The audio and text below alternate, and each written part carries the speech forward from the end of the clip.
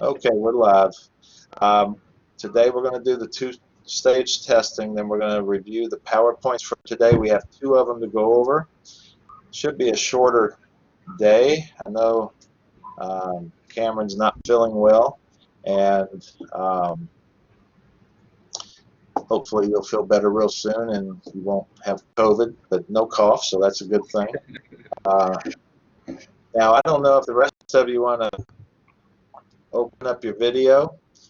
It might help when you're looking at answers to get some feedback on who's more confident about the answer. That's up to you guys.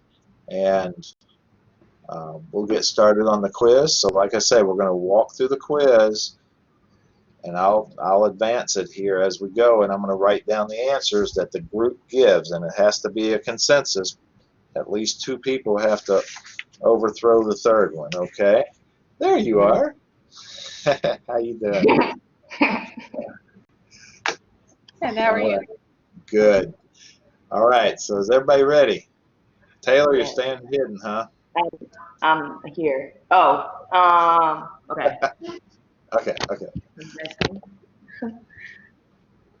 Yeah, I have to put on my Kaiser uniform when I do all this. Oh, it won't let me. Oh, it won't let me share.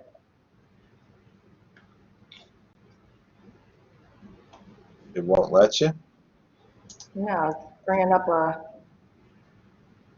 Yeah, no, it has the cross out mark on it.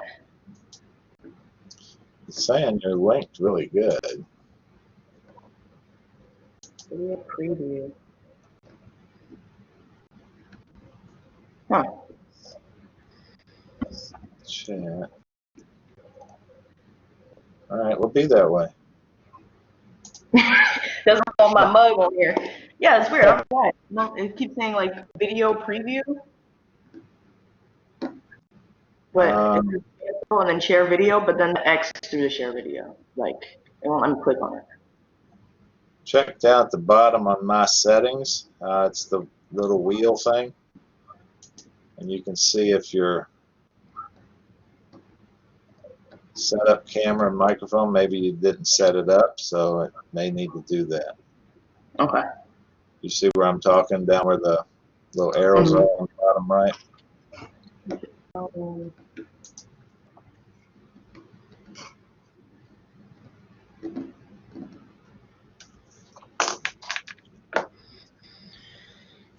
Okay.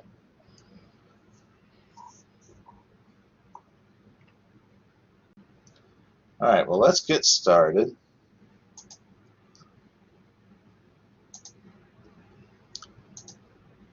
You guys ready? Yeah. Yeah. All right, here we go. What can you all see? I'm not sure if, can you see anything? Right now, just you. No. All right, like I say, let's first select the slide to begin. Okay, here we go. I have to select it. Okay, can you read that? That's hard to see. So what I'm going to do is I'm going to try to read them to you real fast. Following the initial paper screening of employment applicants, the next step typically includes the phone screening process. Which of the options below is not a benefit of phone screening process? Number 1, saves time. B, it's a, okay, I just want to make sure my things are aligned correctly. It's a way for the candidate to make a first impression, determine the candidate's phone presence, and assess the candidate's phone etiquette, which is not a benefit. Talk amongst yourselves and give me an answer. I was thinking C, I think, on that. Determine a candidate's phone presence. Yeah, that's what I put for my answer on the test. Yeah, I'm pretty sure I put C too. Determine. I forget which one I put.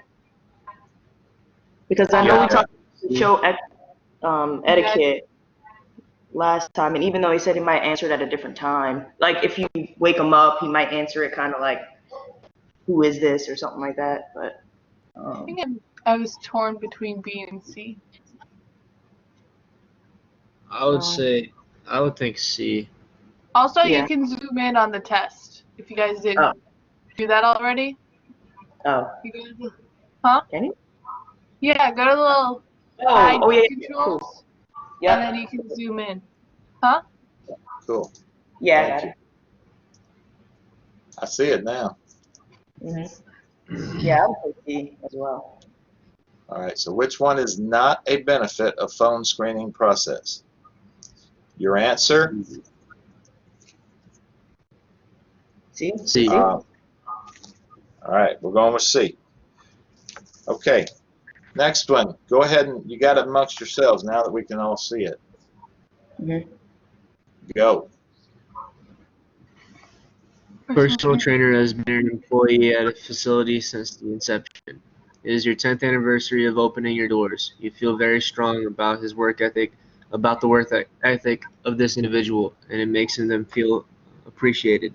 Therefore, they work as hard as you do every day, or every day you walk through the doors. This is an example of which management.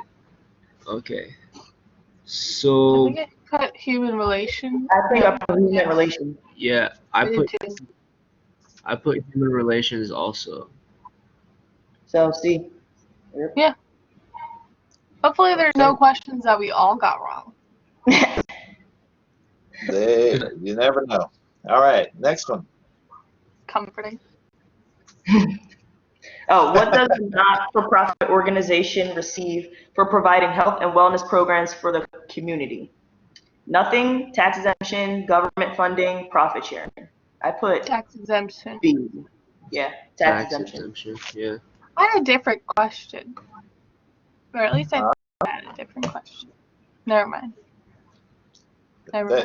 Remember, they weren't presented to you in order. Yeah, I know. Okay. And the answers were mixed up too. Hmm. Okay. So you say B? Yes. Yeah. Okay. Yeah. Continue. Number 4. Berto's laws suggest the 80-20 rule. States you need to focus on 20% of the task and yield 80% of results. See, now I may or may not have got this wrong. So it is an 80-20, obviously. Yeah. But I don't know if it's 20, 80 and then 20. Like, you need to focus on 80% of the task and yield 20% of the results. It's the opposite. It's the opposite? I think I it's put, yeah, I think I 80-20 put rule. 80. 20% of the task, 80% of the results. Yeah, I put A. Okay. Let's do A. it. Yeah, that one was tricky too, but I think, yeah, I'm pretty sure. All right. Next Trust you slide. guys right here. Number 5, After yeah. completing a needs analysis, the club manager determines an urgent need for customer service training. According to the Bates textbook, an urgent need should be met within 30 days. Yeah, I put 30 days. 30 days. So D. Thank you. When formalizing job descriptions, which of the following is not a suitable category to add a specific job description? I put A. Oh, I put Because you wouldn't put negative B. actions in a job description. Yeah, I put makes wages sense. and salaries. I put B though. I put wages and salaries. Mm, Because you But- don't want them to know what they are making. Because you don't want it to be their first. Like, you want them to come in without knowing what they're going to make. You want them to have an interest in the job. yeah, But, I don't know. but would you put negative specific? I don't know. Yeah, I mean, it's one or the other. I put A. It though. could go either way, honestly. Okay. So what's the answer? But specific consequences for negative actions, I don't think that they... Yeah, that doesn't make. I never seen that in a job description. No, that's not in a job description. That's something that's usually discussed in person. Yeah, so it's up to y'all. Because I put. We can put A. Let's do A. I mean, I could have because been wrong. I know. salaries. I could have been. Yeah, I could. No. So your answer is A. A. A. okay. Next one. Which is an example of using the scientific management approach. This one's Personal training sales compensation. Oh, I think it's the incentive pay. So compensation using incentive pay. So D. Wait, what? Personal training salesperson is compensated using incentive pay for meeting sales goals. I think I put C. A staff member is valued and praised for customer service provided to. Oh yeah, that's what I put too. I think I put C. I put that too. Management.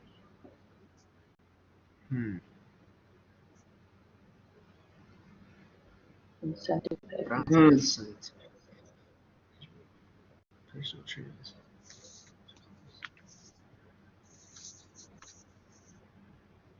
All It's right, between keep talking. C and D.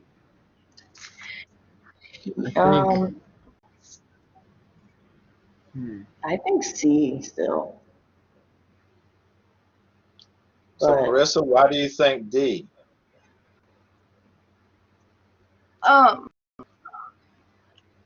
Because What's the difference between C and D? Talk that through for a second.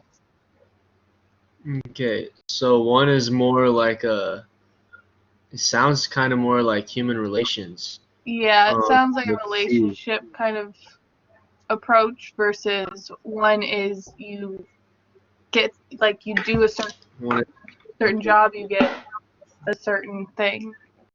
Mhm. I don't know, it's more straightforward and like that's the kind of thing you see in non like relationship type jobs, kind of like just salespersons, car sales and stuff like that. It's more of a like a non-relationship approach. Okay, I'm going to give you 3 seconds to give me an answer for number 7. What do you say, Ham? You sticking with C or you going with D?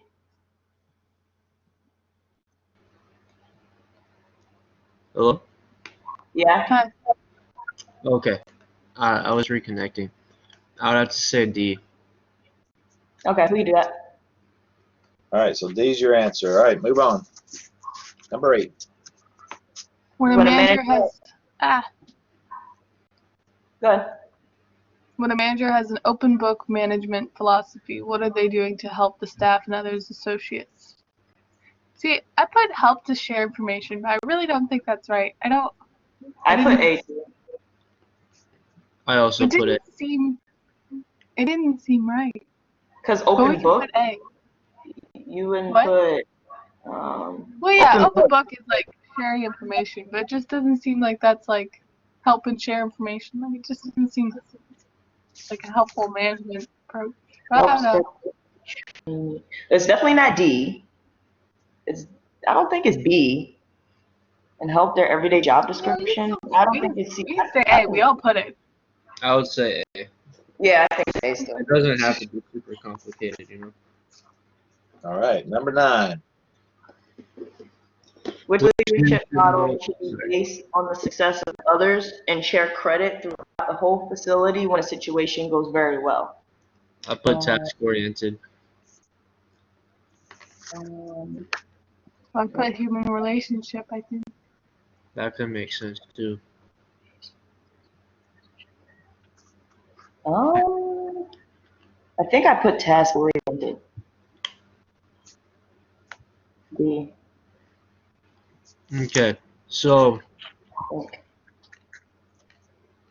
based on success of others and share credit throughout the whole facility when a situation goes very well.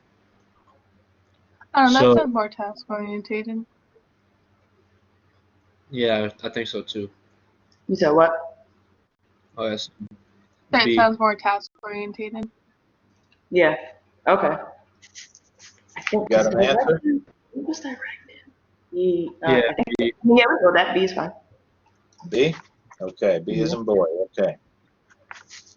All right. Next one.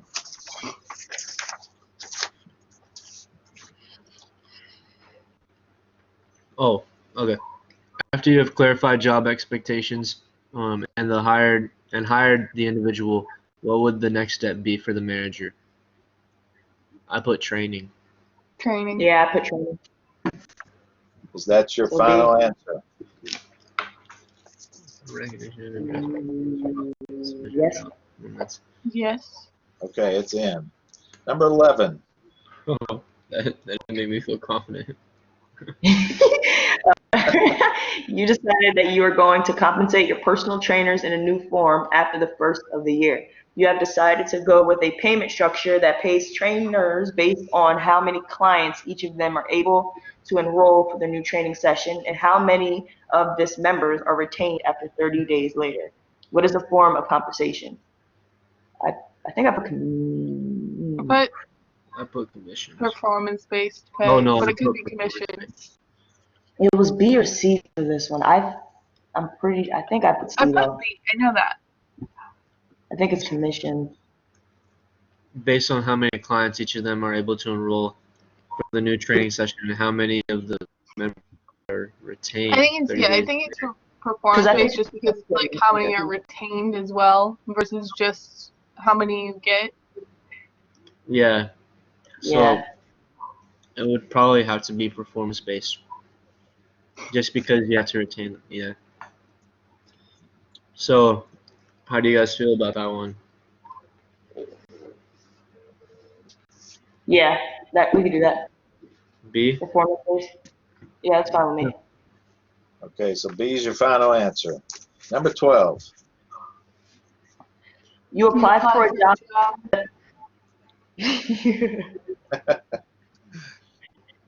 You What go. I You want me say? to go? Or you want? You can go. Okay. You apply for a job that describes their business as we are an off-site wellness program working directly with local businesses in Southwest Florida. We are looking for someone with a strong personality, public speaking, and sales skills that can build positive relationships with business partners, such as Public Supermarket, Hertz Rental Car, and Wells Fargo. You're required to provide your own transportation, work 8 a.m. to 5 p.m., Monday through Friday, and be available to work an occasional weekend. What type of facility would you be working for if you got the job? I I put mean, C. yeah, it sounds like a for-profit. I bet it sounds for profit. It sounds I thought for-profit. it sounded non-for-profit for an Well, organization, the yeah, YMCA. that's what I put for the test too. But I don't know. It really sounds like for-profit. You're having to do like handle your own transportation. Well, yeah, most people are That's for-profit or non-for-profit. Relationships. you're forming relationships with Hertz Arena, Wells Fargo. I mean Hertz Rental Car, And you Publix, got a schedule supermarket, too, though. You work 8 business to 5 partner. Monday to Friday, available to work an occasional weekend. I feel like that's kind of like, Well, yeah. because if you're a Well, nonprofit, non-for-profit organizations still have employees, I'm pretty sure. yeah, They're well, talking. Because as far They're as I know, talking big. my brother works for a non-for-profit, and obviously he still gets, like, he has schedules and whatnot. hmm. But he builds like websites and stuff like that for like schools type things. So it's like government funded. On my Okay. test, I put a not-for-profit hospital-based organization. I put non-for-profit organization at the YMCA. I don't know about It's a D. wellness program. But it says off-site though, off-site wellness program. I thought like on-site wellness programs it's like hospital type. Yeah, that's why I thought like Insane. on site would be more of a hospital. So if y'all want to put nonprofit, I would say probably like parks. I don't know. Yeah, it could be Parks and I think it's Recreation Center, but since it's a wellness program, I think it's like a YMCA. a thing. I really think it's like C. I still think it's for profit, but I don't know. I Me too. really think it's non-for-profit because they have to get like donations from business partners. What organization has business about this, partners I like such as donation Publix, now. Hertz Arena, and Wells Fargo, unless it's like a non-for-profit? You're trying to get donations from them. Well, it doesn't say anything about donation though. It says build positive relationships with business partners such as Publix Supermarket. Yeah, but that's a positive relationship. That's not a donation. I mean, I don't know. Like, I could be wrong. It sounded like for profit. Kind of. I mean, but Okay, I'm gonna put the pressure on you. 5 seconds. Ah! Oh, Pretty I really proud. think it's for profit too. 5, 4, Uh-oh. You can put for profit. 3, Okay, you guys ready? 2, You guys want to go see? 1. We're gonna What's go your see. answer? Give me an See. answer. Okay, C. All right, next one. Man, I really hope we're right on that one. Oh my god. I know, the only one that says for profit. Okay, next one. All right. The main benefit of a not-for-profit organization is they are not required to make a profit. I put false. Yeah, false. That's your answer? Yeah. Yeah. Okay. Next one, 14. The ACE model of managing talent is made up of 3 components: alignment, blank, and engagement, with a central area of convergence. Is that convergence? Called the sweet spot of performance. Which component is correct for the C in ACE? I think I put capability. Capability. I think that sounds right.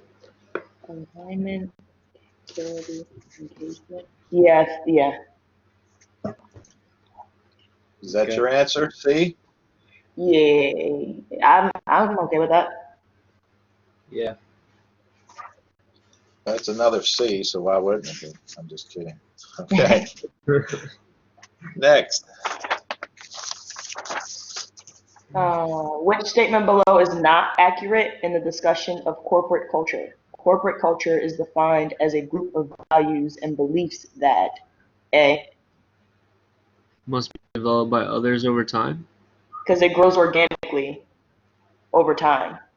But the tone is set by the people that are in charge. So it's like it could be exhibited by leaders at all times, Oh yeah, I or think I it did put could be must be developed defined, by others presented, over and time. communicated frequently. Remember, it says which statement is not accurate. Yeah, I put must be developed by others over time because everything else seemed like pretty. Dang. Hold up. It says not accurate? Oh, shoot. I didn't. Yeah, You read it. I didn't see that either. No, A is definitely for like a thing because it grows organically over time. I remember reading that with that. So, wait, it says I must. so then I'd say B. If it's So not yeah, I would say accurate, I'd B say then. B. Yeah, so if it's not B, I would say B too. Yeah. Dang. All right, so we're Yeah, going with what? B. B is your answer. Okay, Yeah.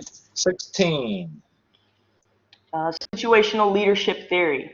Leaders assume a directive, controlling role when the task is complex and the relationship with his or her employee is. I said moderate. No. This one I didn't know. I put high, I think, for this one, but I don't know. I Yeah. just like kept it safe, put moderate. I don't know. Just remember But that it there could are be. some where we all got it wrong. There are some where one person got it right. Yeah. Uh, Okay, situational leadership theory. They assume a directive, controlling role. Directive controlling. So when the task is complex, the relationship with his or employee. Maybe. man, Well, I would. directive controlling, it would have to be the relationship with. I don't think it would be low, right? It wouldn't be low. They put the whole controlling in parentheses, man. Why? Yeah. Let me put it a different way. Why would a leader take control of a situation? So think of the relationships and the task. If they're a certain way, I'm going to take control of that because I want to make sure it's done correctly. The opposite is I'm going to back down and let you guys handle it. So think of it from a leader's perspective. How would the situation line up Yep. if I need to take control? Oh, so it might be low or moderate. Yep. I said I'm gonna moderate. say low. I don't know why. I'm gonna say Well, low. Yeah, the way he just explained it makes me want to say low, because if they're Yeah. taking control, it's like, all right, well. I'd say low. Yeah, but sometimes like you need to in an employee situation. I don't know. Okay, give me an answer. 3, 2. I'm feeling low. All right, low. Okay. Is that the answer? C? Yes, sir. All right. Next one.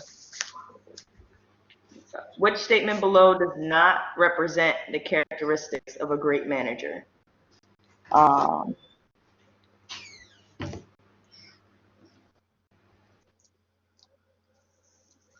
There's one extra on this one, it looks like, but I put C, I think. Does not represent. No, it's definitely C, because they're not going to be managed the same. All Yeah, I people put Yeah, it C. would have to be C. Yeah. Is that my answer? Yeah. everybody okay with that? Yeah. All right, next. And, Go ahead and start. this one was. While I approving said This payroll, vertical one. I put vertical too, because there's so Like, many managers involved. Tiers. yeah, I put vertical as well. Is that the answer for the Yes. group? All We all right. put C. vertical? Yeah. Okay. 19. Customer service in the fitness industry is a job designated for only those working as front desk personnel. I put false. Put false. Yeah, false also. All right, so we're going to go with false. Okay, number 20. Oh, hang on. Number 20. Common leadership traits include all the following except. Mm. I should have you write my questions. It read better the way you said it. I think, include all the following except. I think I put A. Remain outwardly focused. I don't remember this one. Yeah, I was kind of between A and D. Yeah, me too. But focusing on external factors. I didn't like this one. Yeah, it was A or B. Yeah, it was A or D. I think I put. Why would I you don't know. remain outwardly focused on future challenges and opportunities? Oh my God. I think I put A, but it could easily be D type of thing. No, because you would want to. I don't like the word remain outwardly focused. I don't like that part. I know. I didn't like it either because it looked like it was only going towards like the trends and like whatever. But it could just be like you can focus on that a little bit, but also like focus on the culture in your gym type of thing. Yeah, it's okay to focus sense. on it, but to remain focused on it, I don't know. Because you would want to gain a competitive edge against your. Like, look at us. Yeah, like you're in the gym. We want to Well, have you're that competitive. focusing on external factors. And that one just says focusing. Just focusing a little bit on it. Yeah, I say A. Later. Yeah, I'll Okay. say A also. Okay. Alright. That's your answer? Yeah. Sure. Yep. Okay. So take a 2-minute restroom break, and then we're going to come back and review this. Okay. The restroom break is probably for me because I just had a bunch of coffee. Coffee.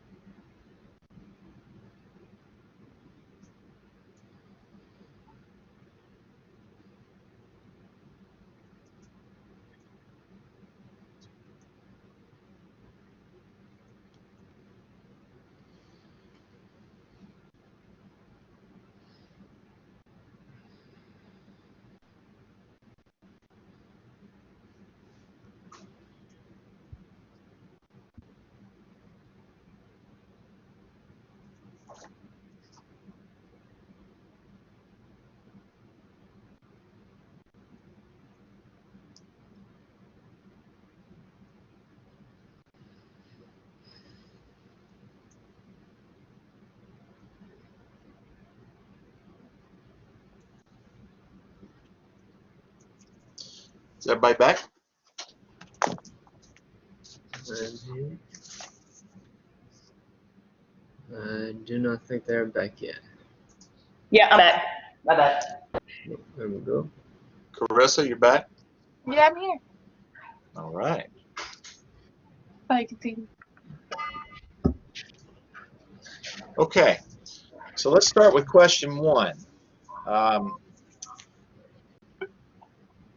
Do you want me to acknowledge how many people got it right or wrong? I mean, I'm not going to call you out, but say 1 of 3 or 2 of 3 or all 3 Sure. of you. Is that okay? Yeah. Okay. On the quiz, the first question, 1 of 3 got it accurate, and then all 3 of you missed it when you took it as a group. Dang. So the correct answer, it's a way for the candidate to make a first impression. Now, 2 of you were not here during that lecture, but I made a point because a phone interview is not the first impression. It's the live interaction when they come in. So you can learn about their phone etiquette. It saves time. You're trying to screen quickly 30 people to knock it down to 8 that you want to interview. Because remember, interviewing takes time and money. So you want to use the phone screen to listen to their phone presence, see how they answer the phone. Yeah, that makes sense. So it's not the first impression. The first impression is the visual, the connection, the interaction, the nonverbal facial expressions, those type of things. So, and when you get your quizzes, I'm going to send you through the email your results, and it will have where all this is found, which page and which PowerPoint slide, if there is one. So that was found on page 56 of your book. Okay, the next one. All 3 of you got it right, and all 3 of you got it right when we did the group. Cool. And it is the human relations management. Remember, that's, hey, this person has put a lot of effort. They're committed to the culture of the company. I'm going to keep them on board and give them a reward. So good job on that one. Okay, what does a nonprofit organization receive for providing health and its tax exemption? So you got it right as a group. Yay. The Pareto's Law, that was a very interesting conversation between all of you. Cameron snuck in there with, I'm not sure if it's the 80-20, but I'm glad you regrouped, because remember, 20% of the tasks that you guys do produce 80% of the results. Nice. Thank you, Sure. guys. Yeah, that was tricky. But Yeah. yeah. And Crystal looked really positive. So I was like, okay, let's go. Let's do it. number 5 is the 30 Can you go to our days. next page? Yep, I'm getting it. Sorry. 30 days is the right answer. All 3 of you got it right, and all 3 of you got it right again. Sometimes you can talk yourselves out of it, and what I want to make a point is, if you feel confident about it, step up. You know, it's hard when people are talking differently than what you are, but you know, if you feel confident, stand your ground, and you guys did that several times throughout this. This was very good. So number 6, when formalizing job descriptions, it is not a suitable category, is the negative actions. So you guys were talking, you were leaning toward wages and salary, and then finally you worked through it and you got the right answer. Good job. Nice. We work well together. Yeah. Number 7, which is an example of the scientific management approach. Now you got that right. You were back and forth for a while, but the incentive pay is the key, and that's where you kept coming back to. So good job on that one. That's a hard one, but that's the difference in that answer. So good job. It was incentive pay, D. Yeah, it was D, and you got it right. You're the one that steered us to that. Well, only one of got it right initially. So it took a little challenge in there, and y'all just kept going back and forth. And like I say, you came up with the right answer. Mm-hmm. All right, so when a manager has an open book, and that one kind of tricked, I think it was Carissa kind of bounced off for a second and said, I just don't know. It was so weird. It just seemed weird. It just seems too easy. Like Yeah. Cameron said, it's too Open easy. book information. But yeah, you did good. You got it. All three of you got it right initially, and then you came back and kind of questioned your results. But good job. Okay, now the next one. Which leadership model should be based on the success of others? Now, none of you got this one right initially. And guess what? You didn't get it right at the end either. It is the servant leadership model. D is in dog. Oh, that's weird. I would not have thought that. Yeah, that was the last one I was Yeah. looking at. I think I put Remember- A or B. I think that was in the first, let me just look. No, that's chapter 5, so it would have been the second day of presentations. And the servant leadership model is the leader who kind of directs and leads and then goes, you know what, I'm not taking all the credit. They deserve the credit. So that's how you have to look at that one. Okay. Oh. Oh, Oh, I don't know. now It seems so weird. But yeah. well, I didn't think about the human relations, we just talked about that a little earlier, I think. I'm getting Yeah. confused on where we've been. But Yeah. I want all of them to be human relationships. So task-oriented is probably more like, you know, yeah, you got the job done. It's because I drove it, and let's move on, you know, and more militaristic maybe. I don't know. But, you know, they're very task-driven. And task oriented leadership is not bad, but the servant sits back and says, you know what, I can't do it without you. Ken servant Sam, leadership is a good thing. yeah, Ken Salmon is one of those, the videos that we had in I can't remember, first class, I think. Well, it makes And sense he- because those two words are like an oxymoron type of thing. So like they make good things. yeah, well, good job. I mean, you still didn't get it right, but I think you're learning. Well, forget it. You'll get it if it's on the final, right? Okay, number 10. Definitely is training. That is the next step. Good answer, and everybody got it right initially, and you got it right as a group. Okay, so number 11, you decide to compensate, and what I really liked out of your responses, because performance-based pay is correct, was Carissa pointing out that it's retaining that, and then everybody went, oh yes, it's retaining, you know. So that's the difference. Performance pay is not the incentive pay to bring a member into the club. That's incentive. The performance is, do they stay, and can we as a group, that's why we have to work as a team, can we as a team keep that person interested in staying in our club, those type of things. So good job on that one. Number 12. That one, we only had one get it correct. And It was Carissa. I'm not sure about that. I don't remember. The answer is a for-profit Ooh, based organization. I really thought it was a non-for-profit. I knew it. I know you kept hanging up the group. But you got it right. You worked through it. You know, one of the things you talk about, Publix, Hertz, and all that. If I had a Oh my God, I'm sorry. boy, you better get something to eat. Your stomach's growling. But Publix, Hertz, those type of relationships can be to help their employee health and wellness, and that can be done corporately. It can be done as a workers' comp type program. I used to do a lot of workman's comp back in the day.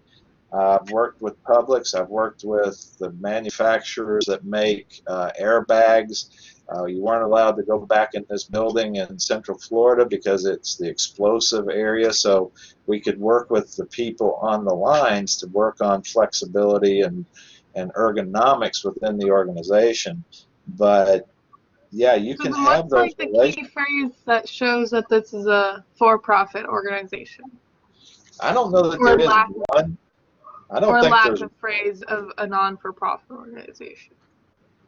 well, a non-for-profit is more community oriented, not Yeah. corporate oriented. Yes, they're So both the businesses.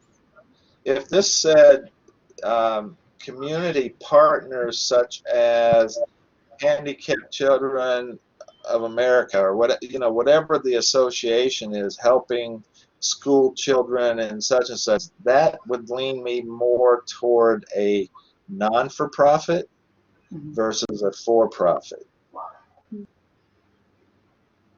Now, the having your own transportation. Usually, non-for-profits have little buses and stuff and cars and stuff that go around. For corporations, you're typically on your own. You just reimburse that. Working from 8 to 5, I think everybody pretty well does that. I don't think they call in a lot of weekend work in non-for-profit unless that's part of your normal job, is to hold weekend events, fairs, health fairs, those type of things. So if you think about that versus working with organizations to improve their health and wellness, they're going to pay you for that. It's not something that I donate to the community. So it was a little vague, but it was still a good question. You all got it right on the back end because Taylor was very confident and was going to make sure you answered C. Okay, the next one. True or false? The answer is false. You all got that right. Um, there's really no difference. You still have to spend the money wisely. Cameron and I talked about this on day one. It's more about doing the right thing, making sure you're spending wisely. If I, as a person with $8 million who's giving it to Lee Memorial and I don't like where they're spending it, I'm going to quit giving them money. And if they're spending and wasting a ton of money, it's going into someone's pocket or something like that, which does happen no matter what type of business. I'm going to be discouraged and I'm not going to donate. So you have to show profitability to some degree, at least break even and make things work. Do they lose money? Yes, they can, and hopefully they'll make it back up the next time. So, and the ACE capability, I think Carissa was standing strong on that one, and you all got it right. Okay. Now then, number 15. Which statement is not accurate in the discussion of corporate culture? Now that I took a pretty strong stance. I believe it was with me and Cameron on day one. There's a statement in the book, and I repeated it. It's in the slides as well, that if you don't determine your corporate culture, someone else will. Mm-hmm. So the answer is must be developed by others over time is wrong. So that is the correct answer.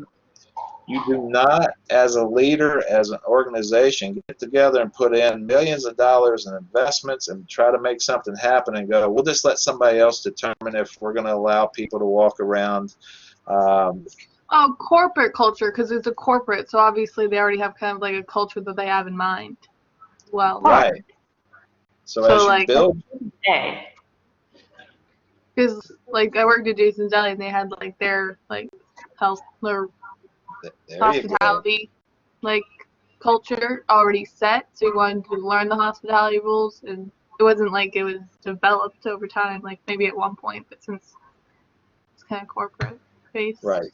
So once you build that business, you as the leader must champion that culture continually, reward people by doing that. So if I have staff members who are doing the right thing, smiling, doing what I ask them to do, then I reward them for that. I recognize them for that. It must be exhibited by leadership at all times. If I, as the leader, promote ethics and those type of things, but then I go out and go into a patient's room and steal her wallet, that's not upholding the culture. It must be defined, presented, and communicated frequently. So you don't just say, I expect people to dress sharp, look sharp, comb their hair, brush their teeth, bump, bump, bump, and then never do it and never reinforce it. So it's something that's an ongoing thing. And so the answer is B, and you guys got it wrong. Okay. Oh, I did put B. Oh, the answer is The answer what? is B. Answer is A. Oh, yeah. The answer is A. It must be, or it can't be. Oh. I'm just going to say the truth. It can't be developed by others over time. So A is the correct answer, even though it's the wrong approach. I got that right by accident. Good job. Yeah, I put A. Because remember I was saying it and then I didn't know it said not. Yeah. But I put that, I think, by Then accident. you got lucky. Oh my god. Okay. Situational leadership theory. The leader assumes the direct controlling role. This one was interesting. There is a graph. It's on chapter 1, PowerPoint 10 through 14. There's actually 5 slides on this. When the task is complex, it's difficult. The task is high. It's really intense. I, as the leader, am going to take more or less control. It depends on my relationship with my employees. If I know Billy Bob can handle that, then I'll back off a little. If I don't know Bob that well and my relationship with them is low, I am going to take a controlling handle of that situation. So the answer is C, low, and you all worked your way around, you got back to it, and you did a good job, even though nobody got it right initially. So yes, there were a few that nobody got. Okay, the next one, great managers realize that all employees should be controlled and managed the same, and that's wrong. So you all got that right. The answer is C, and all of you got it right initially. So good job. The next one, the vertical alignment, you got that right initially, and you got it right on the final. And number 19, customer service, everybody got that one right, and you got it right again, it's false. And number 20, common leadership traits include all except the following. Now you guys were all over the place with this between A and D, and you just kept going back and forth, and you end up picking A, and you got it wrong. So the answer is C. What? In the first class we had leadership traits. They remain outwardly focused. They don't look at day-to-day operations in-house. They're looking down the road. They're looking for trends in the industry. They're looking for future challenges and opportunities. They drive the organization's mission and vision, and they focus on external factors to gain a competitive advantage. They do not monitor daily processes to improve the internal workflow. That is a manager's job, not a leader. So those are management traits, which is C, not A. Makes sense. Right? Okay? And that's Spates page 7 through 9. There's some stuff on that. There's also in a lecture, and then in chapter 1, slides 8 through 18. But I will send you your results of your test. it will mark right and wrong, and it will give you what was there. So you as a group, just so you know, you did better than you did individually with a score of 80. So I will do the math. I will send you out individually how the weighted score bumps your score up. It won't bump it down. It can never bump it down. So if you got an 85 on the test and then you got in the group and you kind of, well, I'll let them answer because they seem confident, and you end up with an 80 and you got an 84, your score will always be the 84. So it's always the highest. So everybody will get a bump. I don't know what percent at this point until I put it into the formula. Okay? Cool. So what did you think of that? I like seeing you guys interact. That was pretty cool. I like it. Yeah, I liked it. It's so Well, much easier to break down the second time around. Yeah. Yeah. I'm overcomplicated almost every question. Right. Yeah. So sometimes read the question, look for those keywords. I would bold those out, the knots and the whatever, but I can't bold those. Not on that test module. But you got to look up and make sure you see the exception or those type of words that are in the thing, because I think it threw you off on at least one of them. I think that was Taylor, right, when it said not. Oh, threw me off. But you got the answer, right? Yeah, I think. Yeah, the You not got one. there. I didn't see No. not at first, but then I got. Yeah. That one got me on the test. Yeah, that happens. It's tough. All right, so now that you've had my first test, I expect you to do much better on the second one, because now you know how I write them and what I'm looking for. And remember, on the finals, some of these may show back up in a little different form, and they may not, because there's a ton of material in chapters 1 through 6. I think we found that out today, right? Mm-hmm. I've already written the final, so I can't remember exactly what's on it, but okay, so here comes my board. Does anybody need a break, or are we doing okay? I'm okay. Mm-hmm. I'm doing fine. Okay. All right, so I'll tell you what. We gave out last week, we gave out the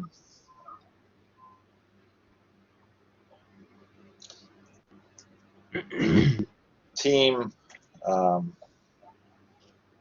team charter, right? Y'all Yes. remember that? Yes. We Yep. gave you the team charter. We talked about working as a team. So did everybody Yes. get to read that? Yeah. We just went over it yesterday, but we didn't sign it. Okay. So can you get back into Socrative? Yes. Yeah. Jump back in there real quick. Let me just get it uploaded.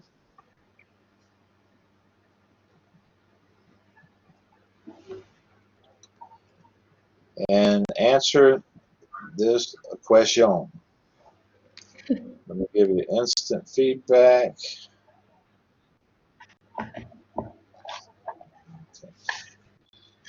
Okay, you have, I think, one question. Answer that for me. Thank you. Taylor, you're flying. Oh, it was on my. I got the app. You already had it up. All right. Carissa's in the game. Let's see. Oh, she got it right. Whew. No. I hope we don't have to have a group test of this Come on, Cam. You got it. one. Good job, guys. All right, we're finished. Okay, we're done with Socrative today. All right, let me find my papers.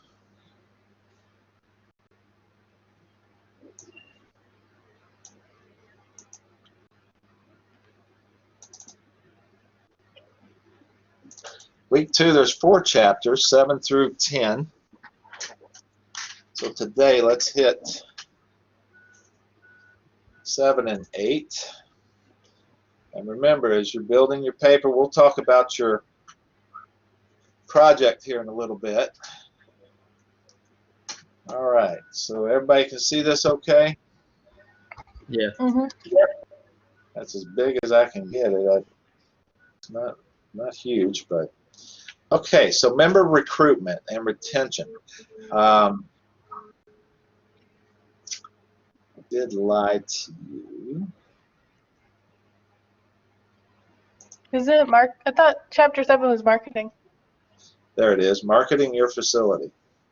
Yeah, it starts out as recruitment, which is marketing, and retention, keeping people, right? That's what we talked about in the quiz, and then how to make a profit. So understand what marketing is, its role in the club or whatever your business is. So make sure you address it in your marketing component of your project.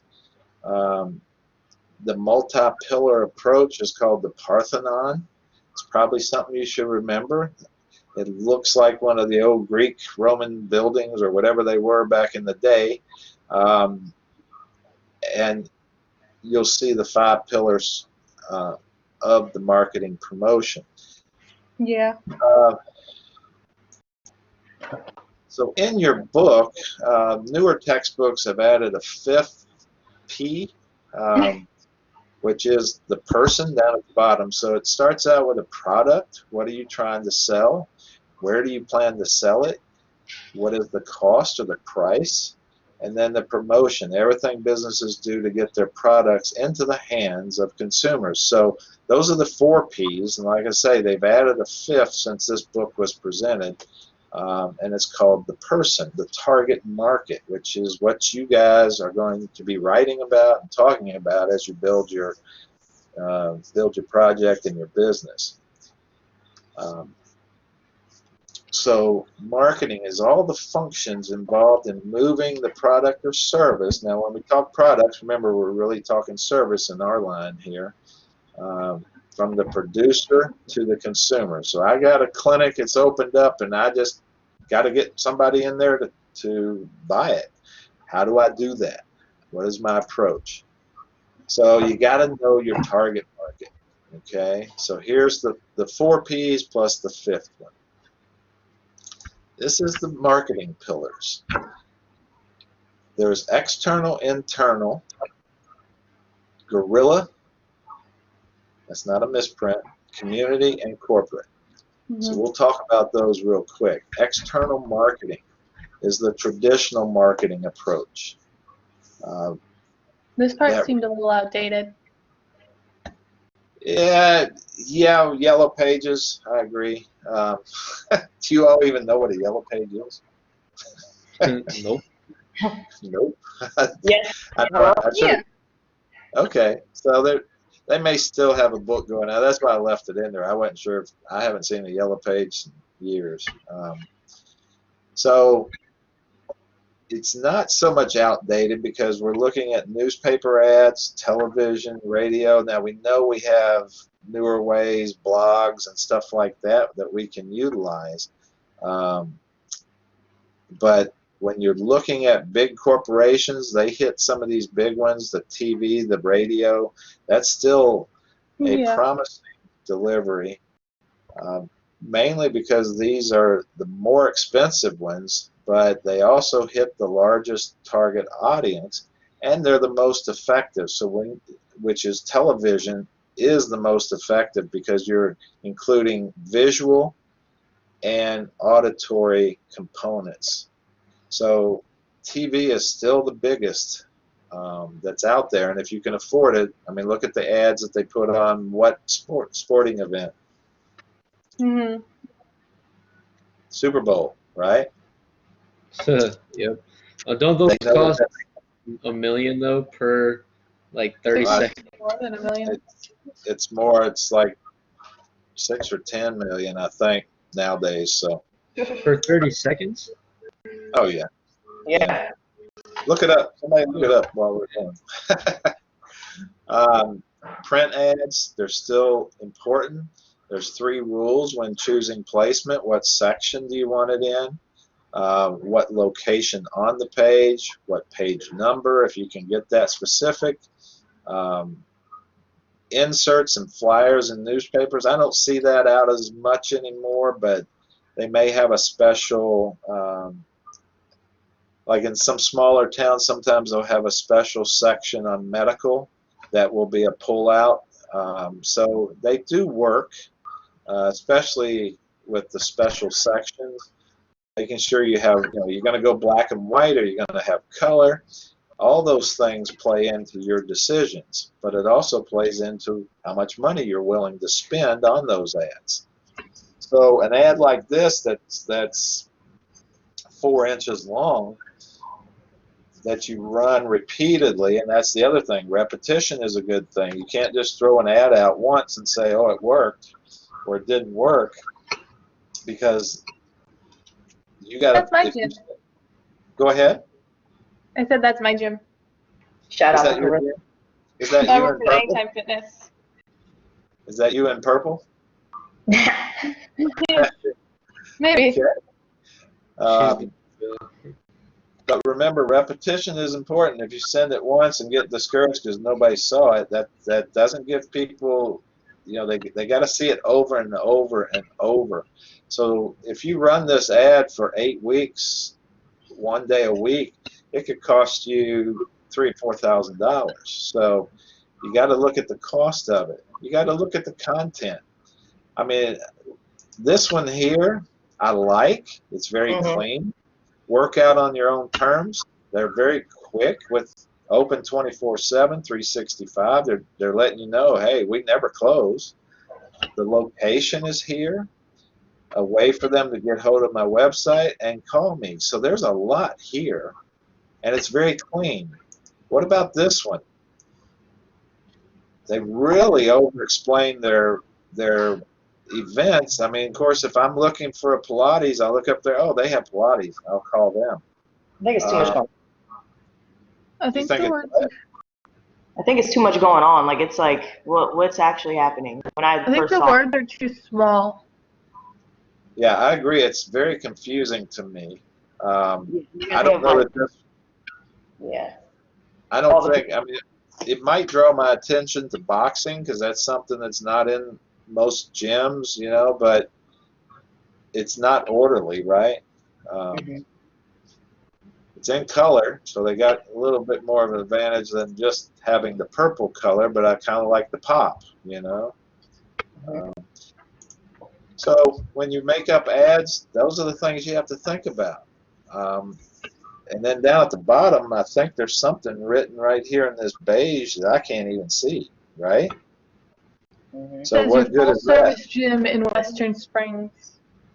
Okay, I can barely Yeah, read it. Okay, yeah. It's like, so if that's important to you and nobody can read it, or a lot of people can't read it, it's useless. So you just wasted space, right? Hmm. Radio, it can cost more than newspaper ads. If you have a market that radio company overseas and it fits what you're looking to recruit from, it might be a good option for you. You can get on as a volunteer if they have a week where they actually bring people in and interview you live. That might be part of your plan is, hey, maybe if they get me in there, I can talk to my people on a radio conversation. I did that once, and that's a scary time because you're waiting for people to ask you questions and you don't know what's coming your way. We did that in Alabama when we opened up this big sports medicine place, and I was scared to death. And this guy kept asking some really good questions, and it went off very well. And when I got back to the office, the person said, "That was my uncle. I asked him to call you and ask you these questions." I was very happy, but somebody could call and say, "Well, you all treated me like crap," and that's never a good thing. So. Television, if done correctly, it's a huge. It gives credibility. It says, hey, they can afford $6 million on an ad, so they must be doing things right. So it hits a lot of people in a short time. You can do regional, local ads, whatever it might be. National, of course, the Super Bowl. You can direct it at different defined market audience, spread it out to be more general. It's longer lasting effects due to seeing and hearing. So the visual and auditory really pays off. But in turn, it's very expensive. Okay? And here comes the yellow pages. Let your fingers do the walking. Okay. I'm showing my age, but that's okay. It can be expensive. It used to be the place to go, and now it's not. But they still have a presence in some areas. Direct mailers, those are very important. You'll produce those 30, 40 cents. You know, that's probably still a decent, you can probably get them cheaper nowadays because there's so many places that do quick printing, Staples, other stuff online that give you a really good product. Those work really well because I work at Scooter's, a coffee shop, and people come in all the time with like the coupons we mail to them with like to the people within like a however many block radius. Okay. Yeah, you can do mass mailers, or you can have them set up in different businesses, work together. This is called the shotgun approach. So you would look at the zip codes that your clients, where you think they are, knowing that 40 cents times 10,000 can be quite a lot of money. So you want to be smart, but it's called shotgun marketing. It's the least effective is the problem, because you're spending a lot of money and most people are going to throw them away. But it does get it out to everybody. So it can be effective, like you said, Carissa. I agree. I've used it before. It seems to work. But the biggest thing in fitness centers that I read, I was more amazed at this, I think, is that the internal marketing, things done within the club, is very effective. Usually brings in your highest percent of new members. Friends who go to the club or work out in your sports center or whatever you might have, therapy, word of mouth. Now therapy is a little different. We tend to go toward the physicians because of the referral that's needed. So you make the doctors happy, give them a good product back, your patient is doing well, and get them to brag on you a little bit. That's how you market a lot in rehab. Does anybody know what POS is? Don't say anything bad. It's point of service. Thinking something else. Yeah, I probably shouldn't have asked that question, but point of service referrals. So 60 to 70% of all fitness sales come from referrals. Like I say, friends of friends of friends, guest passes, those type of things. And that's where you can really load up and increase your membership. But you gotta get these people in and make them happy first. So the three components that are necessary: the value, the perceived value of the program, the scarcity. There is a limit on the time offer, so you're going to give them a guest pass. They need to use it within 10 days or whatever it might be. And then the urgency is what makes the customer take action sooner than later. I know you've been wanting to work out. Let's do it now. We got this promotion going on. Existing member referrals. This is the big key. At least 3 times a year, the club should run in-club referral programs, promotions, all those type of things, signs, verbal discussions, letters. So promote the heck out of it when you do it. In-house specials offers members something special that doesn't go out to the public. So you keep them interested. Hey, you do this, we're going to do that for you. Missed guest mailers. These are people who, hang on, membership. Okay, yeah, so they never visited. We want to get these people back into the club. Look at your targets again. Alumni, people who've been here, disappeared for a while. Let's try to get them all back. So you're constantly looking at new members, current members, old members. Um, the gorilla marketing. You like the gorilla in the background? Yeah. That's pretty cool. Did y'all see that? See? Mhm. I stuck the old gorilla in there. I like it. See? That was impressive. Um, any type of marketing effort that is typically done by club staff at the grassroots level. So gorillas are on the ground. It's things that happen at the grassroots level. It's least expensive. You don't have to advertise outside the club. You can keep it all internal. The entire staff needs to be on board for consistency. So hey, just want to remind you, we do have this going on. So the guerrilla marketing, lead boxes. This is what I was talking about earlier. Small boxes placed throughout the community. So you get out there and you start talking to the nail salons or the hair salons, tanning bed, like doctor's offices. Can I put these up in your waiting room? It gives them 20% off or a free 1-month membership. And you know, if they think it's of value, they'll say, yeah, put it there. And they're probably going to ask you to put some in there in your business. So that's how you can work with the community, with other businesses to promote each other. And these are take-one displays that are, you know, put up in places. I like this powerful type of marketing to create top-of-mind awareness. Don't forget TOMA. Very important. That's top of mind. It's like, oh yeah, I remember that. So let me go back and get one of those. Or, you know, you're trying to keep your business name out there. That's why a business name is very important. I don't know if you all have created a business name yet, but I would, whenever you do, I'd love to see it. Business cards for employees. So you're going to get your people business cards. You want it to be clean, professional looking, highlight certain key components of the club. So then I talked about this just a few minutes ago, working with local businesses, all these places to get your name out. Direct referral programs. Club establish strong relationships with professionals and others to provide direct referrals to the club.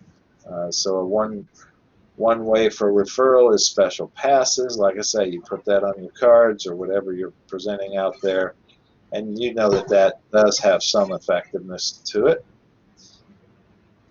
Then other ways to market is the community outreach, doing things for the community. This is more commonly seen in non-for-profits or not-for-profits, either way. But you could hold a Let's Get Fit America event and promote your company, bring in other of your business partners, your vendors and so forth, let them set up a booth and create, you know, those little air things that you blow up, and you know, they do those all the time. So that's how you get out into the community a little deeper, and maybe for every X dollars spent, we're going to donate 40% of it to such and such.